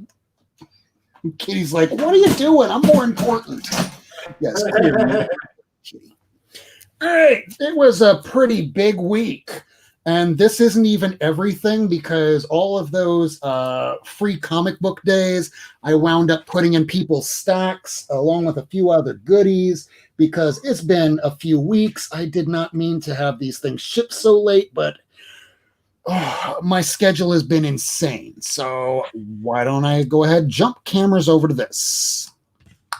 So we're going to start off with Batman number 96. This was a good story. Starts off with a flashback, and then it goes into the real story, and I am really looking forward to the rest of this Joker war.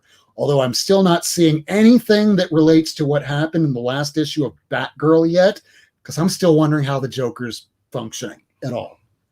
Just like you, I picked up the nice little cover that's, I've been a little iffy on the Sean Murphy kind of covers, so I don't know if he picked one up for the original, but after Miracleman was making the comment a couple weeks ago, I want to make sure I don't get any of them. Moving on, Deceased, Dead Planet number 2. Legends of the Dark Knights #1. This was the one I was most concerned about getting today because since I was really worried about possibly having COVID, I don't know. That's why I went in for testing because my roommate's father, who's in a nursing home, she went to go visit him over the weekend and they let her through. She gave him a hug, and then we get a call Monday at about 4:30. He tested positive. I'm like, well, if you have it, I have it because anything you touch around this house, I'm touching too, like the refrigerator door and stuff. So went in for the testing today and then went to the comic shop. I told him, hey, I don't want to see you. I don't want to touch anything around you. So I'll just call it in. And it took 3 hours, but I finally got all my books, including the main one. But I want to be safe. I don't want to endanger anybody. And it was a good book, despite the fact with edgelord frickin' Bruce Wayne as a child murdering his parents and Alfred. But hey, he knows his Glocks. Because of Kirk, I really want to read this. I have all the issues. I've only read the first two. I'll get on this weekend, probably after God of Thunder. Moving on from that. Oh, I guess I should probably throw this little graphic up so people can know where to find me, although it's not that difficult. I'm kind of everywhere. So moving on from here. Let's see. Issue 50 of Justice League. I haven't read any of this since Scott Snyder moved on to death metal. So, Miracleman, you're going to have to be the one to let me know if this is any good. This I'm waiting until it's over because reading it issue by issue, I wind up forgetting like 20% of what happened in the last issue, and he's a very detailed writer, and I don't want to miss anything. Young Justice, you're very right when he's a talking head sort of dude, and to me, I said it last week, and I'll say it again, reading current day Brian Michael Bendis is like going onto Facebook and seeing people posting pictures of their babies and their children and food pictures, and I just don't want to look at that. It's like, hey, everyone else can do that too. It's not that entertaining for me. I'd rather be like Alfred Hitchcock, who goes, or no, I'd rather be the director that marries somebody because she's terrified of birds, and I find that entertaining. Captain America 21. I keep forgetting this is even coming out. I love the writer, but Jesus Christ, it comes out every 2 or 3 months. Empire #4. They said a death was supposed to happen in this, and I guess it's supposed to be She-Hulk. Spoiler alert. No way. But it's not true because the issue of Immortal She-Hulk hasn't come out yet, and we already know if you're a Hulk, you're immortal. Right. That's why I have it right there. I still haven't read this, but all these one-shots, I don't know why I'm picking it up. It's just taking up space. Similar to Fantastic Four, I have not been digging it, but I haven't read the last 3 issues, so maybe I should give it another chance. I usually like Al Ewing, but the last 2 runs of Guardians of the Galaxy, between Donnie and between Ewing, I'm not digging it, but I haven't read the last issue, so I got to read 4 and 5. Phantom X, I've always been a fan since the Grant Morrison days, so as long as it's a big douchebag, it should be a halfway decent issue. Oh. Last issue is pretty decent of X-Men Empire, so hopefully this will be a nice continuation. Buffy the Vampire Slayer, it's modern retelling. If you're liking Buffy from the old days, you should like this. Now, 2 issues of this dropped today, and I'm always just curious to see what Robert Kirkman's going to be working on. He finished up Invincible. He finished up Walking Dead. This is supposed to be a new ongoing. I couldn't give 2 tugs of a dead dog's cock less about his Oblivion song or Die, Die, Die. Let's see about this. I don't know. I haven't read it yet. Invincible I loved, but I used to have a girlfriend that told me, hey, why do you have all these expensive comics? We should be able to go do nice things. So at her advice, I sold a bunch of books. That's why I don't like selling books. He-Man Woman Haters Club. No, I love women. I love people. sometimes hate myself for making dumb decisions, which I do. I have Rick and Morty Bird Person. I just was curious to see how this reads. I'll read it, and I will add this to the giveaway, which I will try and do before the end of the episode. And again, we're giving away, or at least I'm giving away, Once and Future #1. Please nominate somebody in the chat, and at the very end of the episode, we'll see who this should go to. You can't vote for yourself. Vote for somebody else in the chat, and I will make sure it gets to you. And here's the other one. Transformers My Little Pony. Friendship in disguise, motherfuckers. How did I not pick that up today? How did I miss that? How did I miss that? Look, the ponies, you got Optimus, and even Megatron looks cute. I'll be getting that tomorrow. I'm going to the LCS just for that book. Ponies in disguise. And I see here, I've been not paying attention to the chat. I guess I should have. Ace McGrath is saying that I'm a Morty. If I'm a Morty, I'm probably evil Morty, but no, I'm really dumb sometimes. All Mortys are kind of dumb sometimes. Yeah, that's why you have like 100 of us, and you ape us to the outside of a ship. So that way, the smart people inside are totally protected because of our dumb energy. I watch I don't know what this is about. I'm glad that he said, yeah, this is in Key Collector. I'm like, I don't care. But okay, if it's a cool cover, and I could not see anything today. So all I had to go by was John saying, you know what? Yeah, you'd probably like this.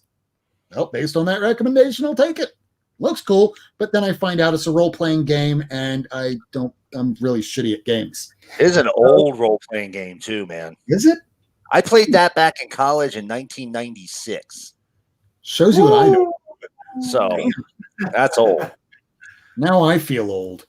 So what I'll wind up giving away today, for those that want it, because if this is that old and I have to really get involved to understand what's going on, this is going to be part of a 3-set collection, and I even have another Rick and Morty in a box somewhere. So Once and Future #1, Rick and Morty Bird Person #1.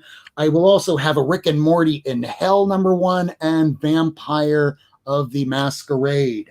So I'm going to drop inside the chat right now a vote now, and whoever wants it bad enough, well, vote for that person. Then go ahead. You will direct message me on my Instagram. You can find my Instagram right here. Where is it? It shouldn't be that difficult, but it always is after midnight when I have not been sleeping almost at all.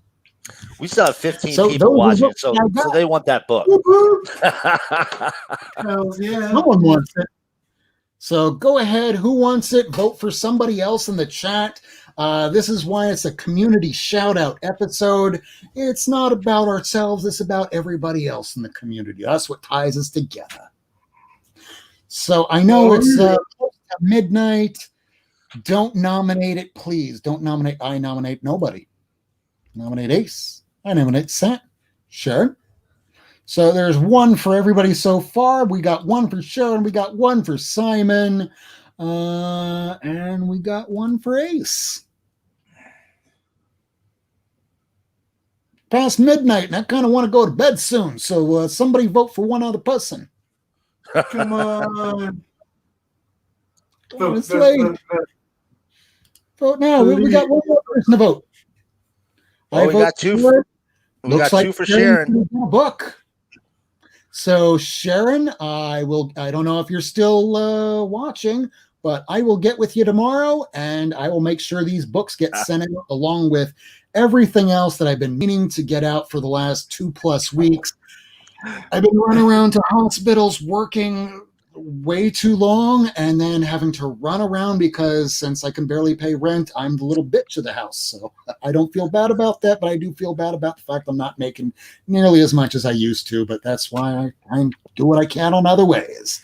So, take my name out, Rob. Okay. It's all right. It's going to Sharon. Someone can let Sharon know. So, quick shout out to everybody that's still in the chat room right now. Go sub up Gore Vidal. Go sub up Ace McGrath. Go sub up Read More Comics. Two Gun Pedro. We all know who ya, man. Pew, pew. Joey Bag of Seven. Venom Baylor. Go sub him up. Who else do we got that might still be around? We still have William Smallwood. I see you in the chat. Simon R. Is this the guy that was over in Australia? Because there's a couple Simons. There's a Simon on Sharon's channel. There's another. Simple Simon. Simple Simon is the one. Simon. And also, we have him right here, Whack Comics. This is a guy that I just discovered recently. He does these short videos where he's kind of doing like a review, but not. It's a lead into how I'm going to absolutely destroy this comic book. And it's entertaining and cringy and just fun to watch. He's a new YouTuber. Go sub up Whack Comics. So anybody else we got here? Oh, Ace McGrath is Seraphic Fire on Twitter. She is really cool. Check out her Twitter page. Nope. Simon is from New York City, so make sure you sub up all these people. I know that we've gone on a little bit long today, so let's go around the room and say, let's see here, where's the stuff? Promote yourself. I'm like so tired. It's not funny. Where's the promote yourself? Did I delete that or something? No. Found it. Who wants to go first? Miracleman? I mean, I don't really have anything to promote other than, if you like. We do. The fact that we're going to be on Sharon's channel, Life with Two YouTubers. We're going to be on that show this Saturday, 10 p.m. Eastern Time, 9 p.m. Central. And also next week, it's a first at Not Near Mint.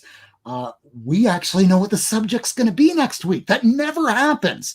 So episode 51 is going to be What's in Batman's Bookcase.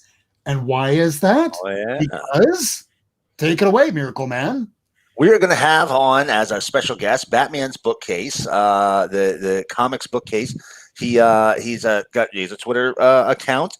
He has a website. He reviews books. I've written several articles for him in the past, including a complete timeline of the Doom Patrol series. I highly recommend that one, by the way. It's probably some of my best stuff. And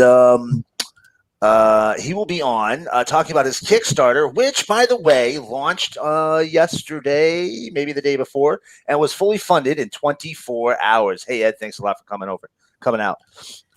So he'll be on as our special guest next week talking about his book, his new Kickstarter, which is a neo-noir about moving into different and new neighborhoods.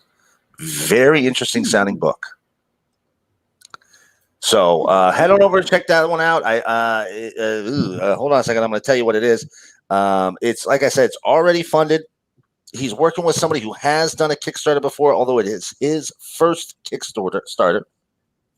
The book is called Next Door, and Zach Quaintance is his name.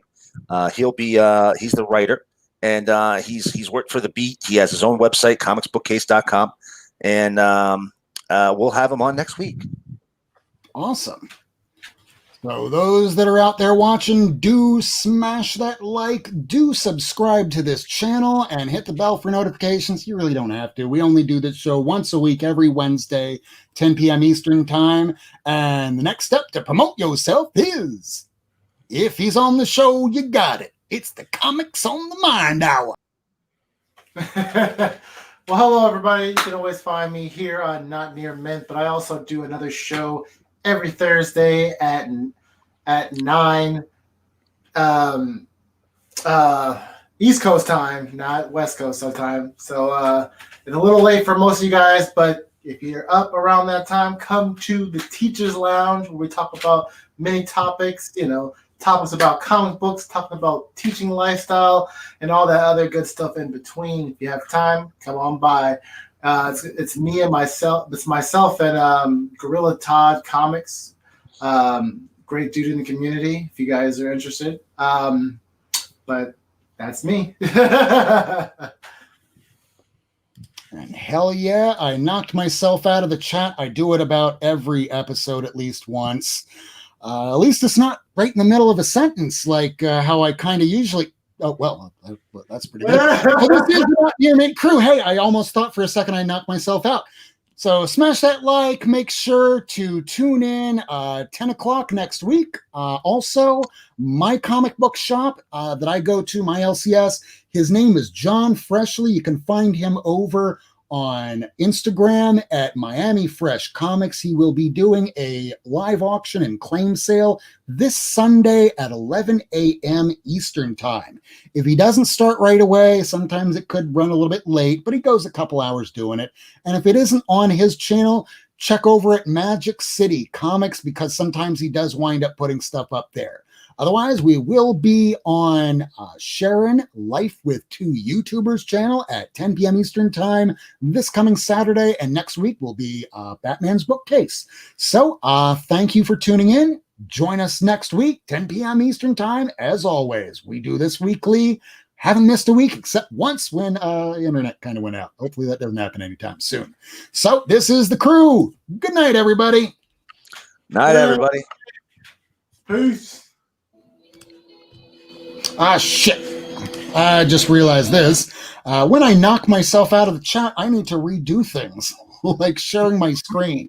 Because otherwise I do things and you're going, what's going on? Why am I hearing weird things? Live. Are we live? Yes. Well, for half a second, I'm over here thinking, did I just knock myself off? I kind of do that. Good night, everybody. Good night, Sometimes.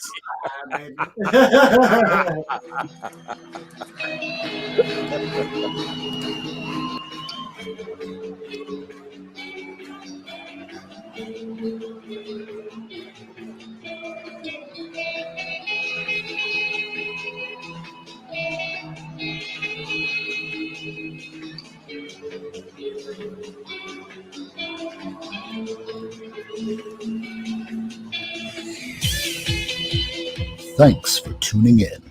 If you want to see this episode again, along with a catalog of back episodes and issues, surf on over to Not Near Mint on YouTube, Twitter, and Instagram. Subscribe and hit that bell for notifications. Rob Wurst, Lady Fantastic, Miracleman, and Comics on the Mind will be back next week. Same time, Wednesday, 10 p.m. Eastern Time on Not Near Mint.